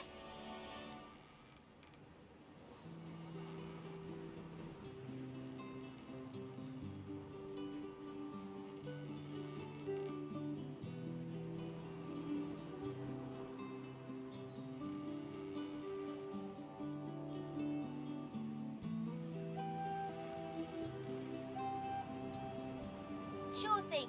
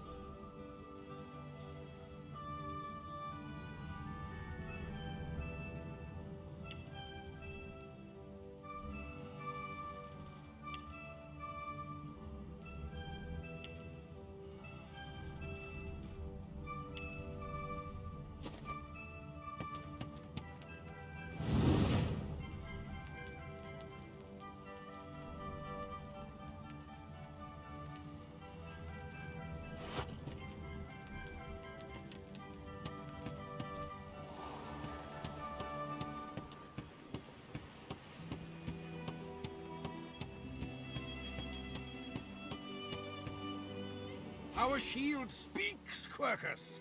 Prick up your phantom ears. It's come begging, Quercus. After ignoring us on the boat...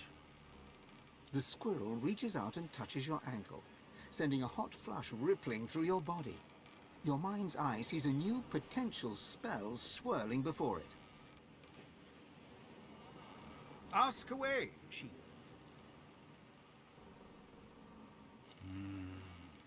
How to explain it, Quercus? Do you think giants understand chivalric orders? Can they conceive of honor, of faith? Oh, Quercus, I am not talking down to it. Quite literally the opposite, in fact. I just worry it won't treat a group of mystic squirrel knights forming a doomsday cult dedicated to ending the world with a giant acorn with the seriousness it deserves.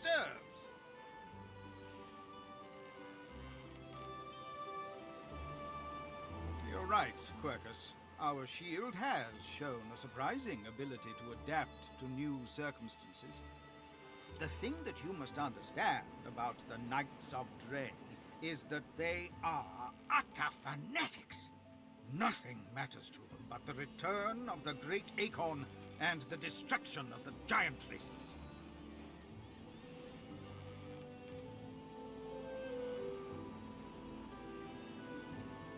Other than the destruction of their homes, the deaths of their friends, and watching ancestral forest being turned into farmland, I am perfectly in control, Quercus. Those claw marks were probably on your spine already. Regardless, we must stand against them. I alone have the magical expertise to stop them. Not that it matters. No one else will even listen. For that, if nothing else, you have my thanks. Now, was there anything else? Indeed, Quercus. Let's be off.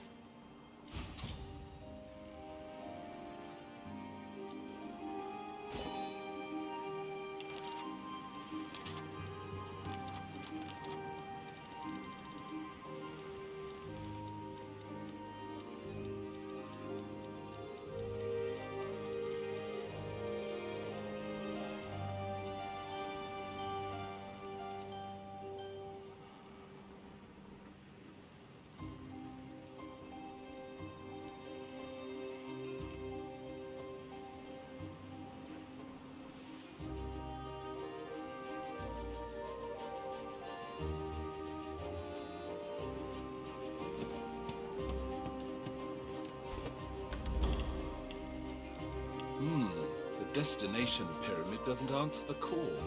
Is something blocking it?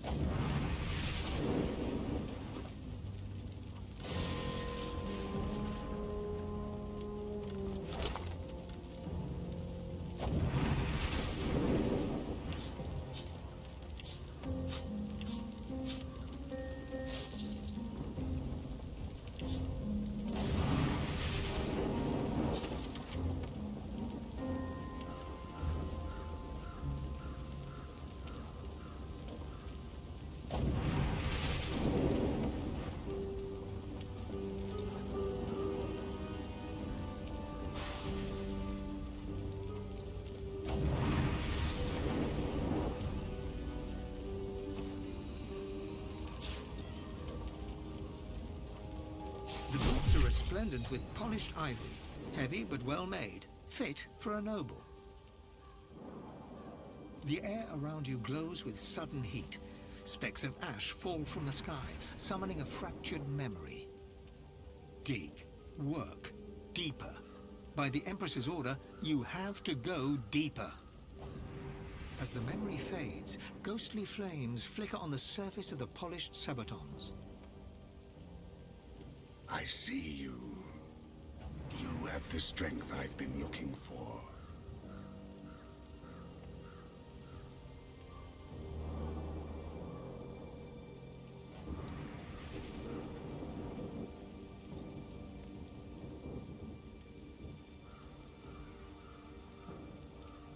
Patience. You must prove yourself worthy of such answers. Find where the archaeologist cut into the earth. I will draw strength from there to speak again. The voice vanishes, but the bone-deep longing remains. You must dig in the east. You must. A terrible chill pervades the air as the ashen vision fades. Someone new is watching you.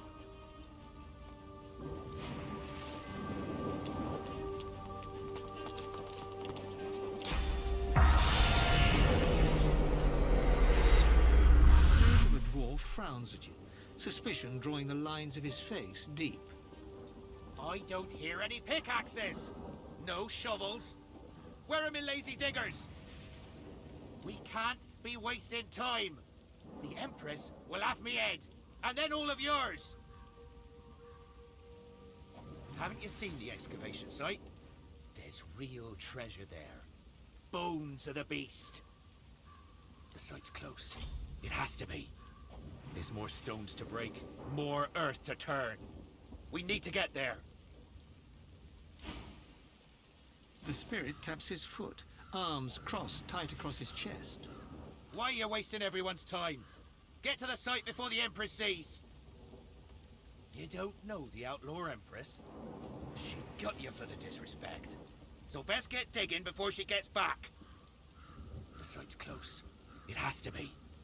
There's more stones to break, more earth to turn. We need to get there. The spirit keeps glancing back. A difficult task since his shoulders are tense as iron. How can I help? If I knew the way, I'd shout until every god heard me. But I have no idea. I simply want this to end. Quit idling. We have to dig. The chronicler puts his head in his hands, collapsing in silent defeat.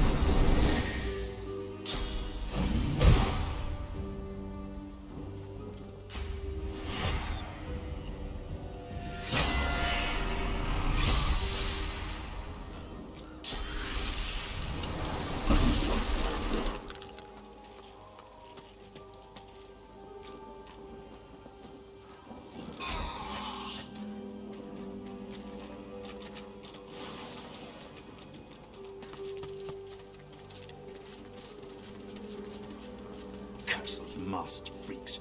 God's damned Riker. Ah, you again. Any luck in old lady Surrey's tomb?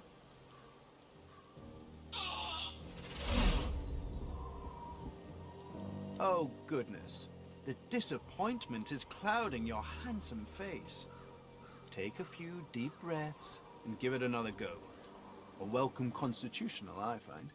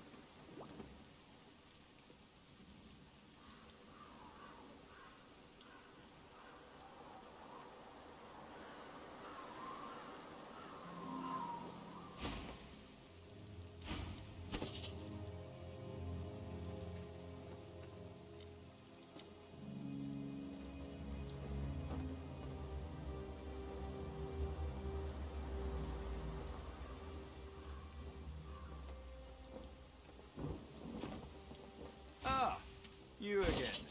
Any luck in old lady Surrey's tomb?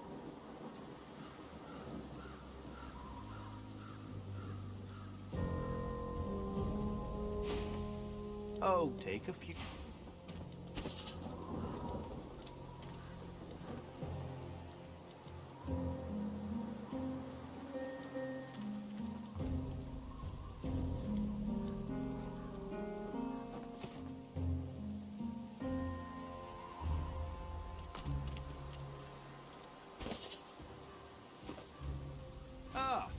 You again. Any luck in old lady Surrey's tomb?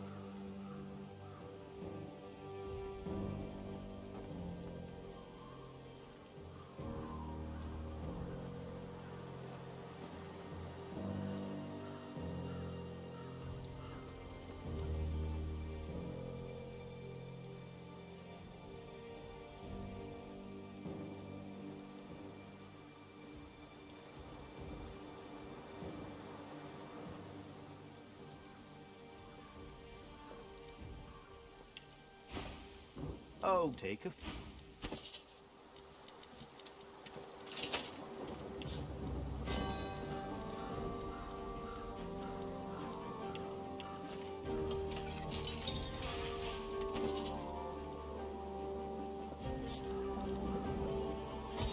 So close, and so far away.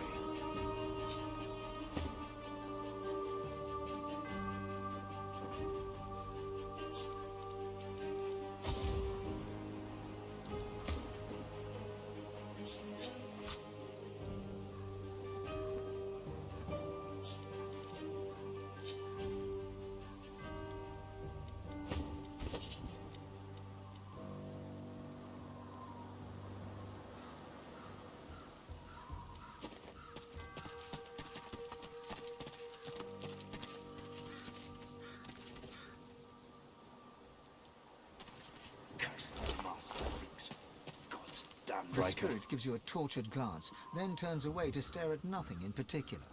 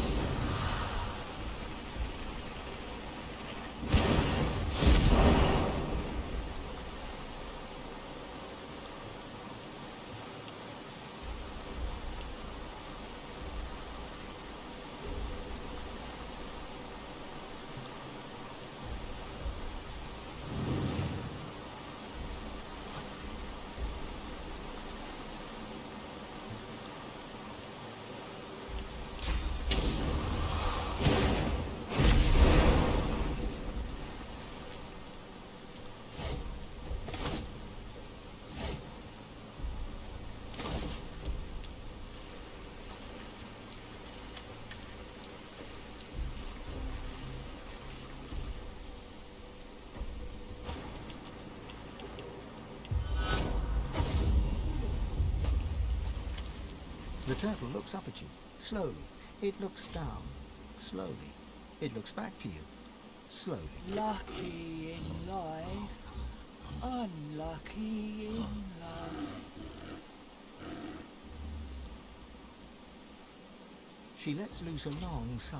She inhales. She sighs again. Rory, the rat. He's just over there. Don't blink, or he'll flit his grace. I'm gruel. If only I could keep up. I could groan. I like bees. Oh, how kind. I don't like butter. Nectar? Okay. Oh.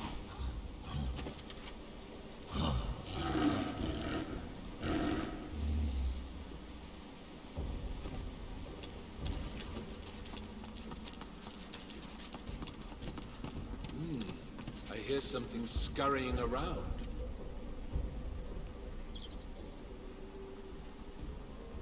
You, apple tater cheese.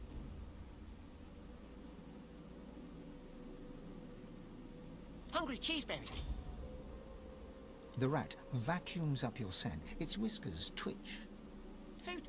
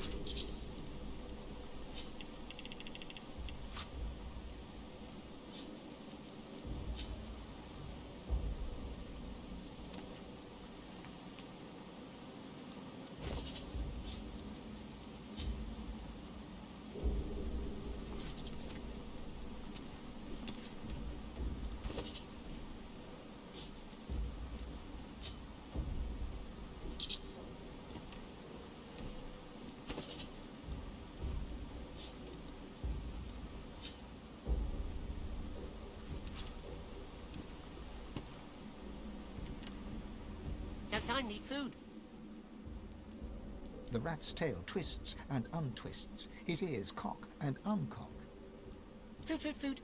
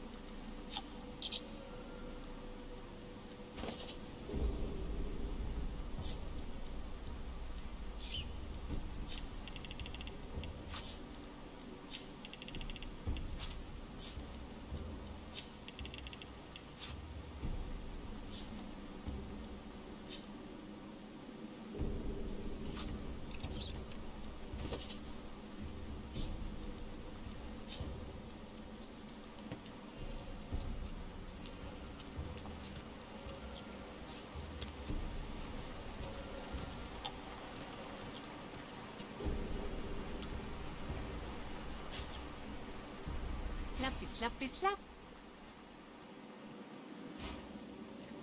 It's nice to finally come out of my shell.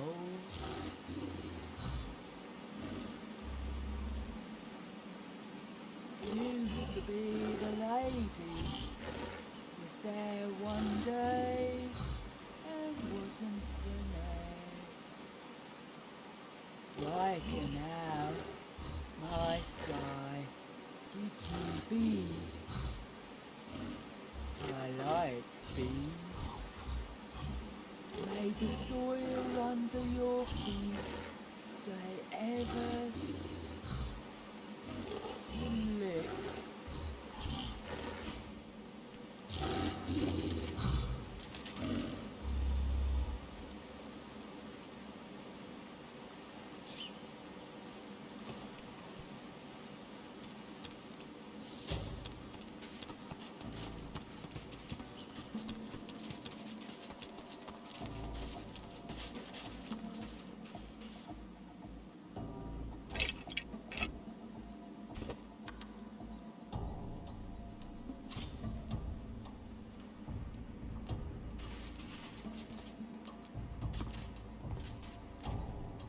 As you move to ascend the stairs, the skull at the top of the pile creaks around and gazes at you.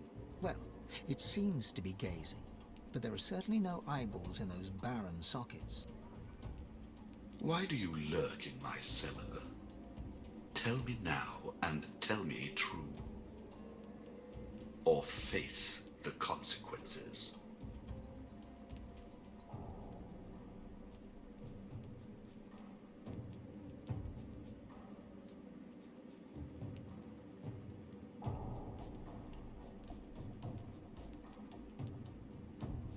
The brown teeth crumble beneath your fist, dropping to the earthen floor at your feet.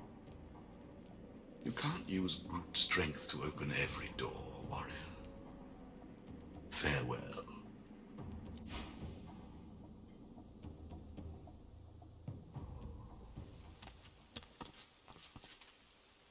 As you reach to push open the heavy door, the coils and whirls of engraved wood dance into a new pattern. The semblance of a face arises. A face that... Why are you here? Tell me, and mind that you tell me true. Silence greets your answer. In the distance, you hear the screech of an eagle. Worryingly closer, you hear some kind of a moan. Time passes. At last, the lips on the door creak open, and the door speaks. Leave. The face melts back into the wood of the door, and the whirls swirl back into a floral pattern. No amount of pushing can budge the door one crumb. No sound can be heard from within.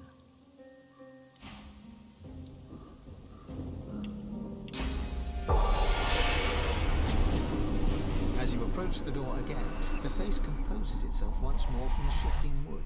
It seems to sneer at you, though that could be no more than a knot in the wood above its temporary lip. Are you ready to tell the truth? That why are you here? Tell me, and mind that you tell me true. Silence greets your answer. In the distance, you hear the screech of an eagle. Enter. The face melts back into the wood of the door, and the whirls swirl back into a floral pattern. A loud metallic click can be heard from deep within. Like I found Riker's place. Here's hoping for a warm welcome.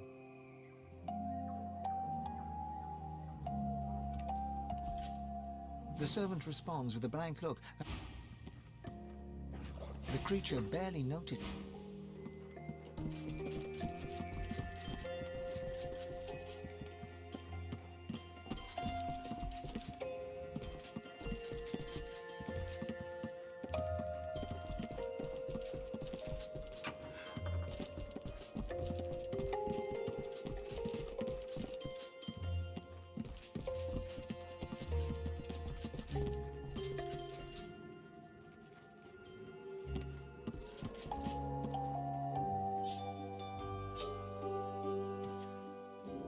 A spirit sits behind the... O'er black and o'er globes they glide, o'er flats and sharps. Whither go they, Lord of Life? Direct them. Her hands fall upon the keys.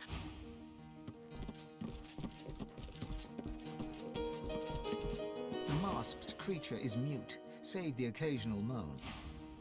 The spirit cannot speak, or perhaps...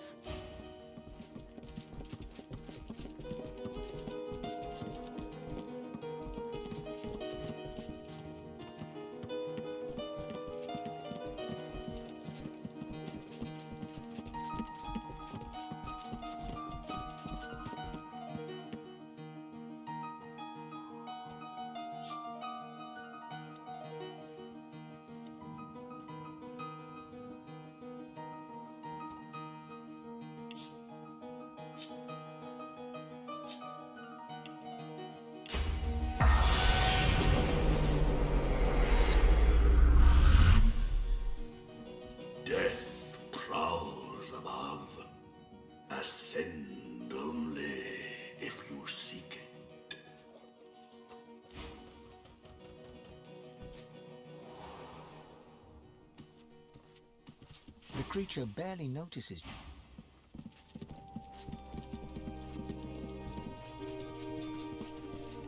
The masked servant has...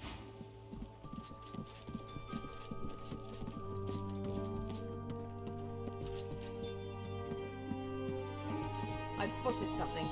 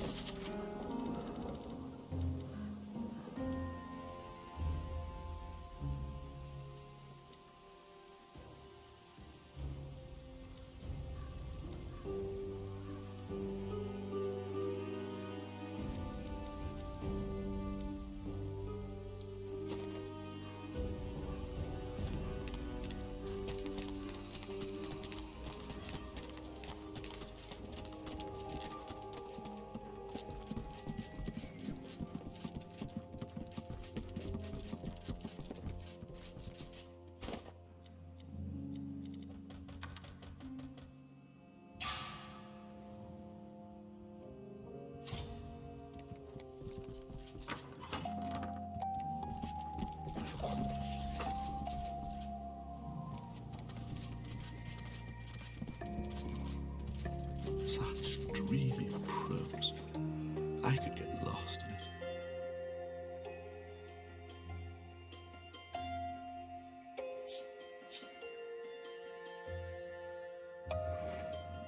A visitor.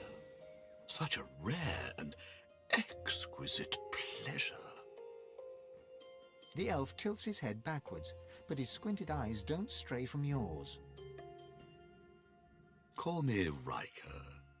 Please, do avail yourself of my creature comforts. You've surely come a long way.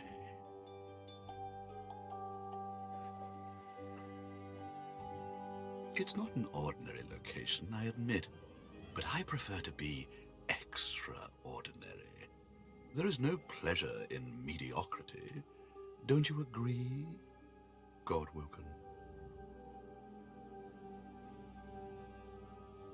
Don't be so naive.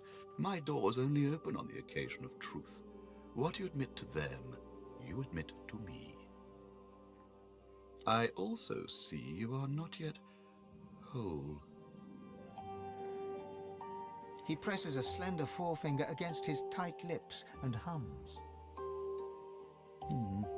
I'm not a generous man, but I could give you what you seek if you offer something in return. A completely fair exchange between sorcerers.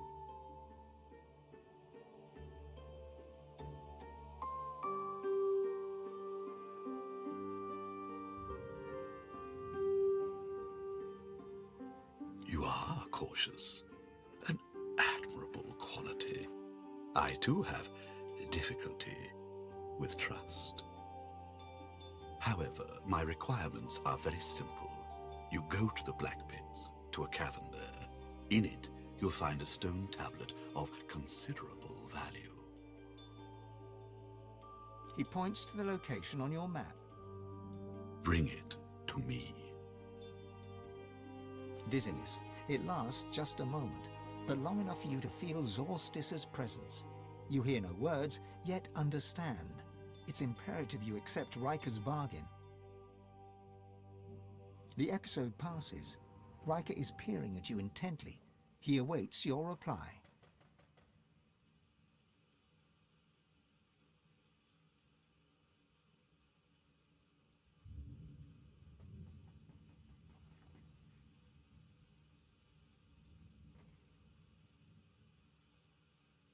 I would think that obvious, my good fellow. You're dying to show off those smouldering talents of yours. You just don't know how to handle them. I can help you with that. I can share my bond with the Source with you, fill your well to the brim, make you a master. The rest of the story, well, it's yours to write. Oh, but heading to the Black Pits would mean tangling with more Magisters, and they're such a nuisance. I like keeping my hands clean, you see. It's a miracle of the ancients. Priceless, really, and powerful enough to draw the Magisters' attentions. I won't bore you with further detail. Suffice it to say, it is safer in my hands than in theirs. Riker's lips stretch and his cheeks bulge, but you couldn't rightly call his unusual grimace a smile. I'm a man of taste, as you no doubt see. A relic this significant would make an incredible addition to my collection. Don't deny an old elf his simple pleasures. A promise you'd best fulfill. Riker bows his head deeply. Then you'll have the power you seek, if not the power that trumps it. There will always be one greater, you know. Now please, don't let me keep you. Tarquin. Ah, that must be the fellow I found snooping in unwanted places. There are some types, deceitful types, that don't deserve to be among a place of such treasure. He doesn't appreciate what the dead can do for us, my friend. He turns the back of his hand towards you and waves it back and forth, nudging you away. Do be sure to see yourself out. These tomes demand my attention. Striking language. Smart writing is a forgotten art. I trust that our bargain reaches a satisfactory conclusion. Well, see that you find me when it... Striking language. Smart writing is a forgotten... I've spotted something.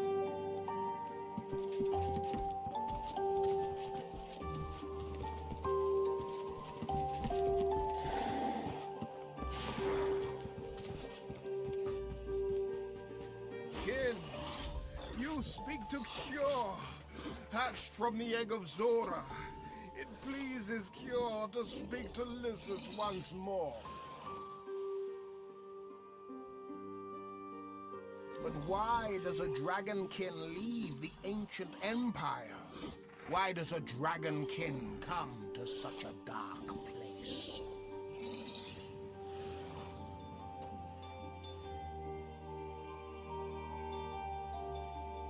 You stare in shock.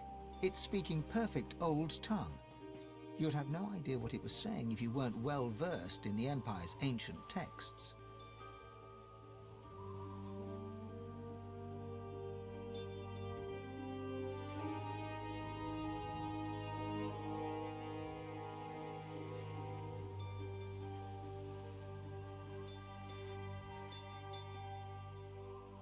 A celestial champion.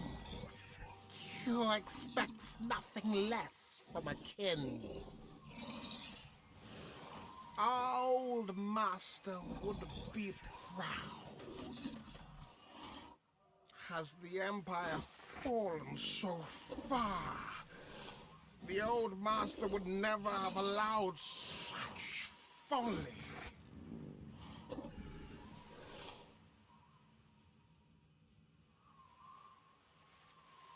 The lizard hisses dismissively. All apes look alike. They dress in black, but come in all shapes. Tall humans, stunted dwarves, creatures that stink of death. All that is known is they arrived with gold and left with the promise that people will die.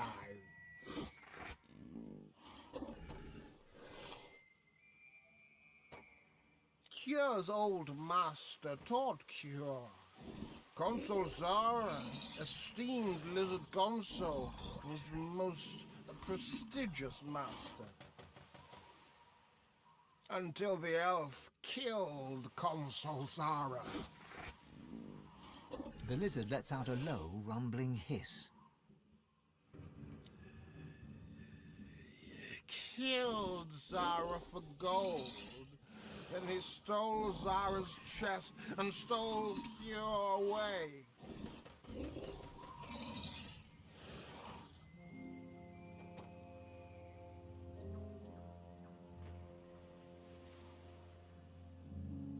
A prisoner, yes, but my master's secrets are safe. The vile elf cannot speak our elegant tongue, and he could not break open her chest.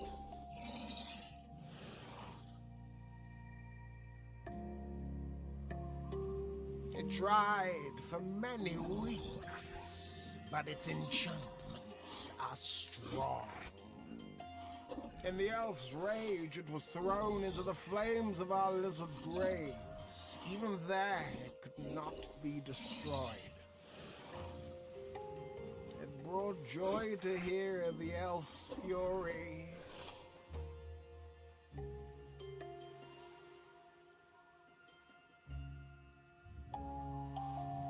The lizard's eyes, cold, search your face for a moment. Cure had hoped to keep his master's secrets until the end of time. But it is right that a kin should know. No one else can be trusted. If you can douse the fire, kin, sing these words. The chest will open for you like a cracked egg. Honor the memory of Cure's master. She deserves nothing less.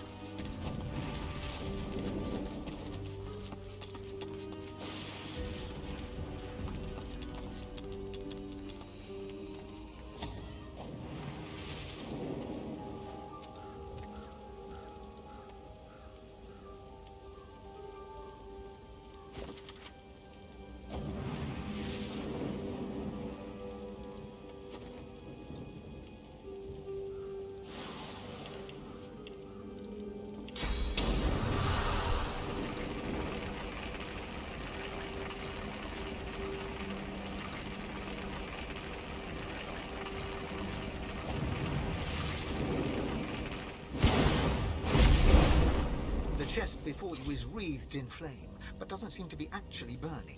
The flames dance above the ancient pictograms depicting lizards and the ancient empire.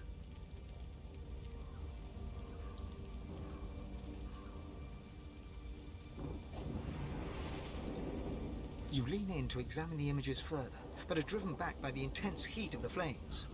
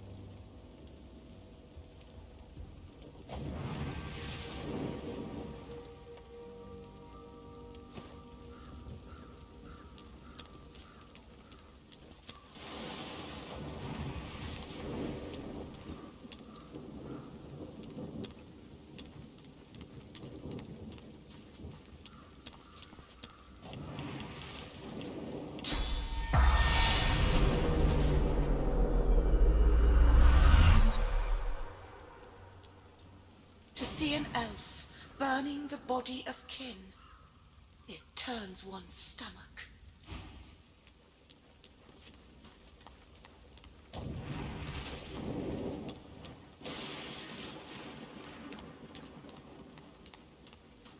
The all-consuming fires rage.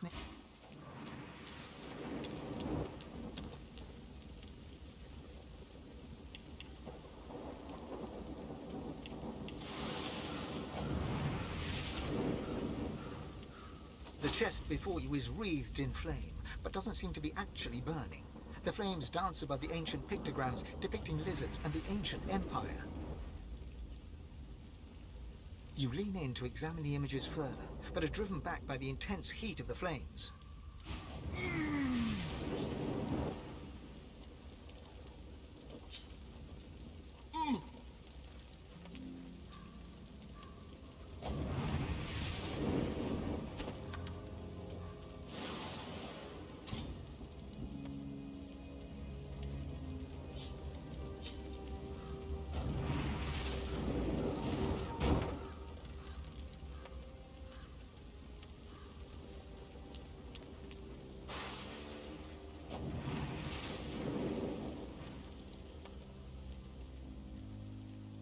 The chest before you is covered in old ancient empire pictograms.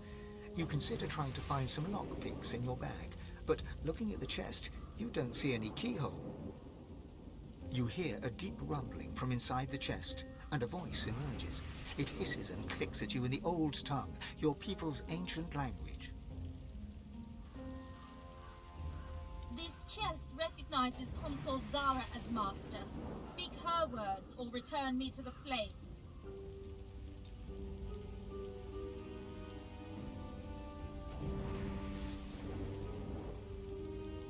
With a quiet click, the lid of the chest swings open.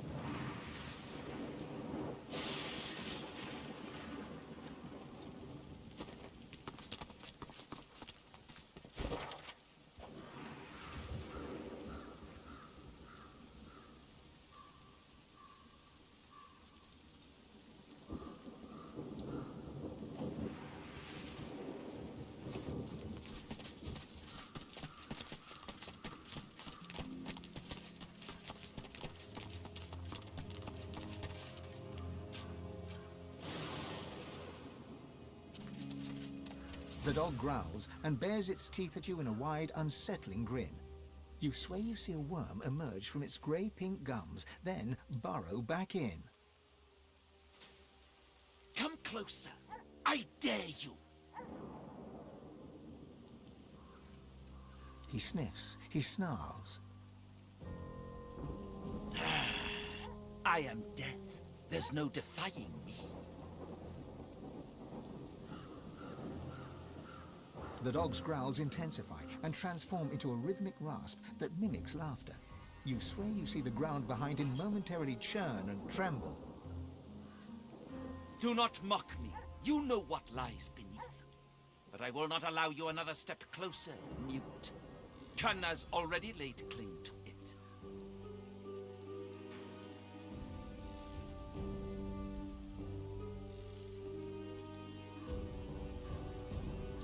Enough lies. Enough farce. You've riled the beast. And the only cure for the affliction is blood. The dog raises its head to the stormy sky and howls. The earth beneath you vibrates, a dirge plucked on the strings of a rotting lute. Necrotic troll, you are summoned. Crawl through the gate. The earth opens for thee.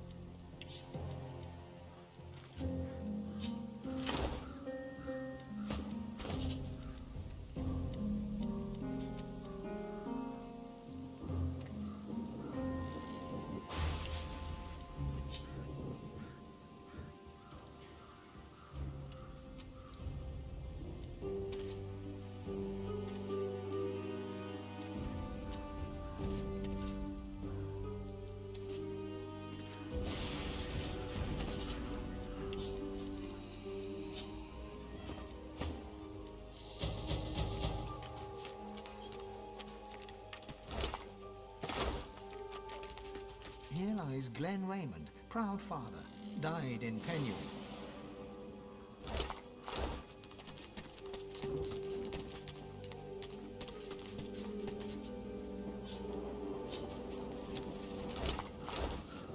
He waits and watches, but for what?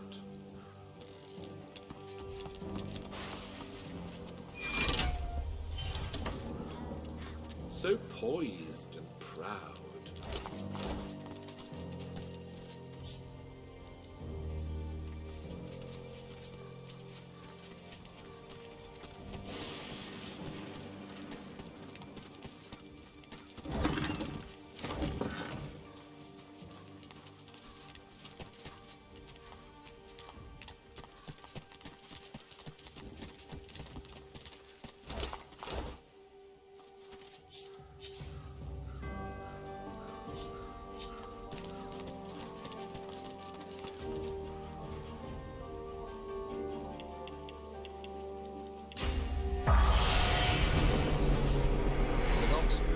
His head around, gawking at the ground and sky as if he'd never seen them before, then locks his eyes on yours.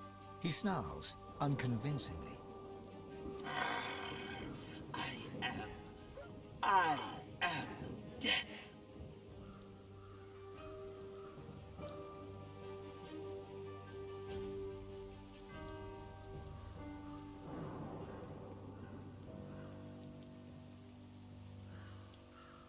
The masses tremble at my might. We will retrieve anathema. Our enemies will bow before the demon blade. He moves to lick his haunches and seems taken aback by his own translucence. Once a demon, now a weapon. We heard its call and slayed our allies in its name. It is near. With it, we will slay living and undead alike. There will be no mercy. The canine spirit lifts his head to howl, but can barely manage a whimper. He tucks his tail between his legs, shocked at his own impotence.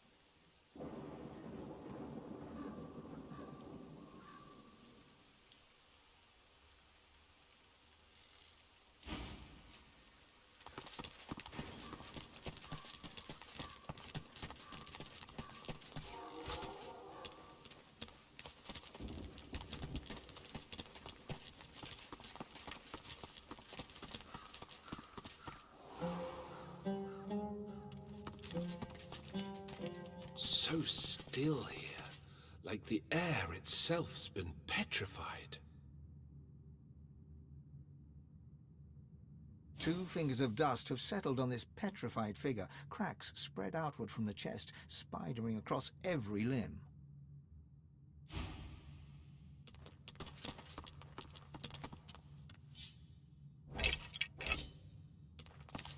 The petrified body is both hard and brittle, as if it might shatter were it to topple over.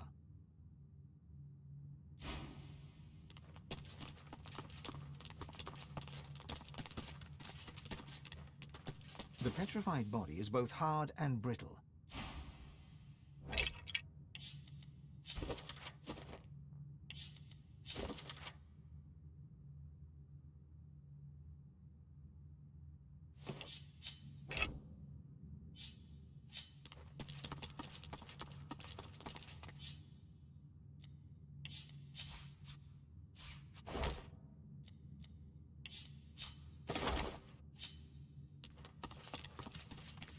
The figure is locked in pose, the victim of a terrible curse.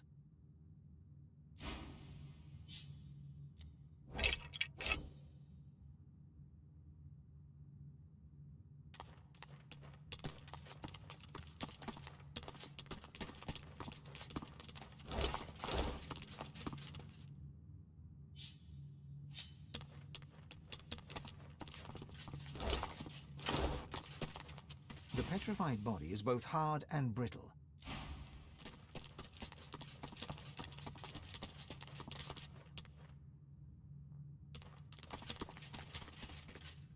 The petrified woman cannot speak, but her eyes glow with the fury of the sun.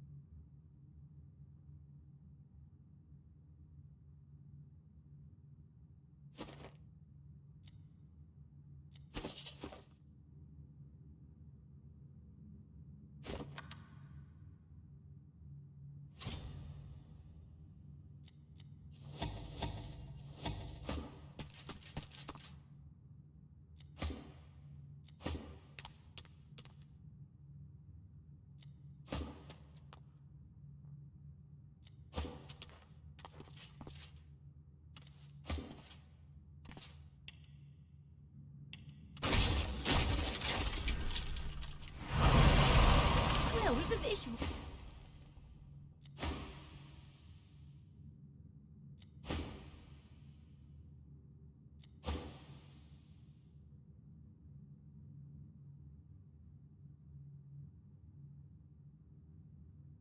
She huffs in annoyance and rolls her eyes. Oh, all this trouble, and for nothing. Never figured I'd need frost armor.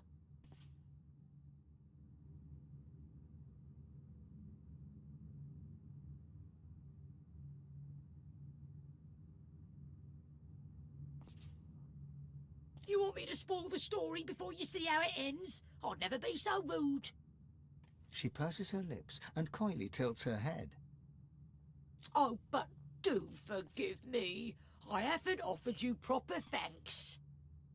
She bows in insincere reverence. Her arm rests on her back, hand mere inches from her staff.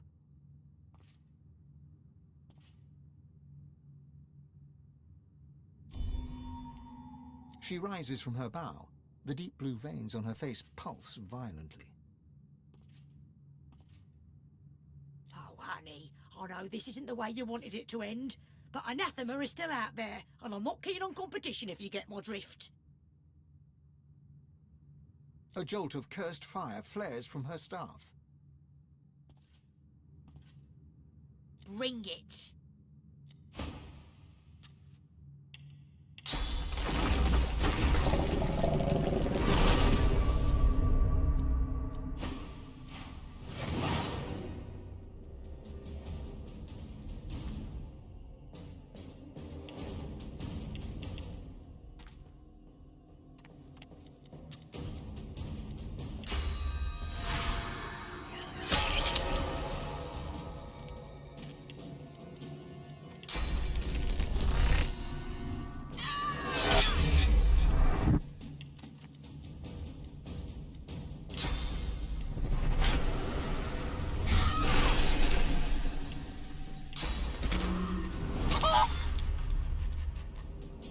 You're not trying to escape, are you?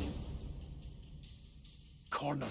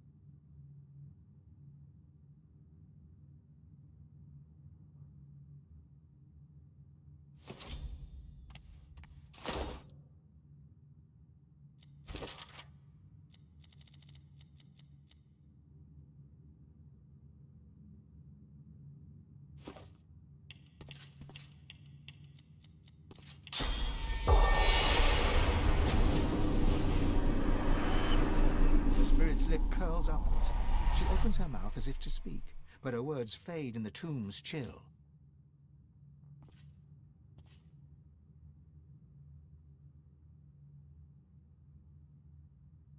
Her lips undulate and her tongue waggles. Some words you can piece together. Blade, tomb, bastard. The longer you gaze, the more your inner source churns. You are drawn into her, her mind, her body, her past. They are no longer hers, but yours. You sit at a fire. At your left lies a black dog, basking in the warmth. Others huddle behind you. A young elf, a grizzled dwarf, and a skeleton, an undead.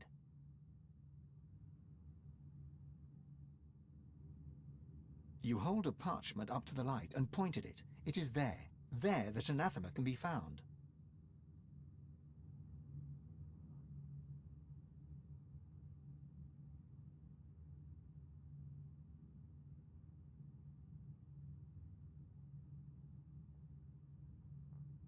The sky is dark, and the roaring fire is now a sad flicker.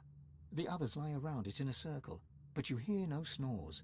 Their chests neither rise nor fall. Their eyelids never twitch.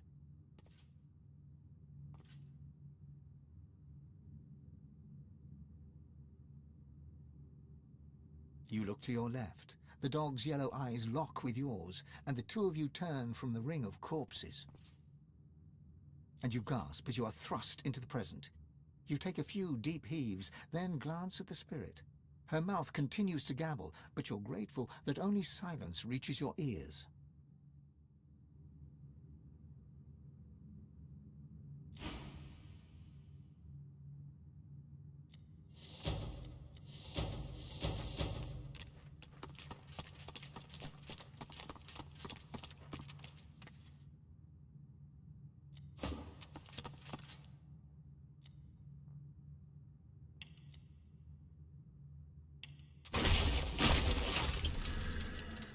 Nothing but bone dust. Even the petrified aren't immune to the ravages of time, it seems.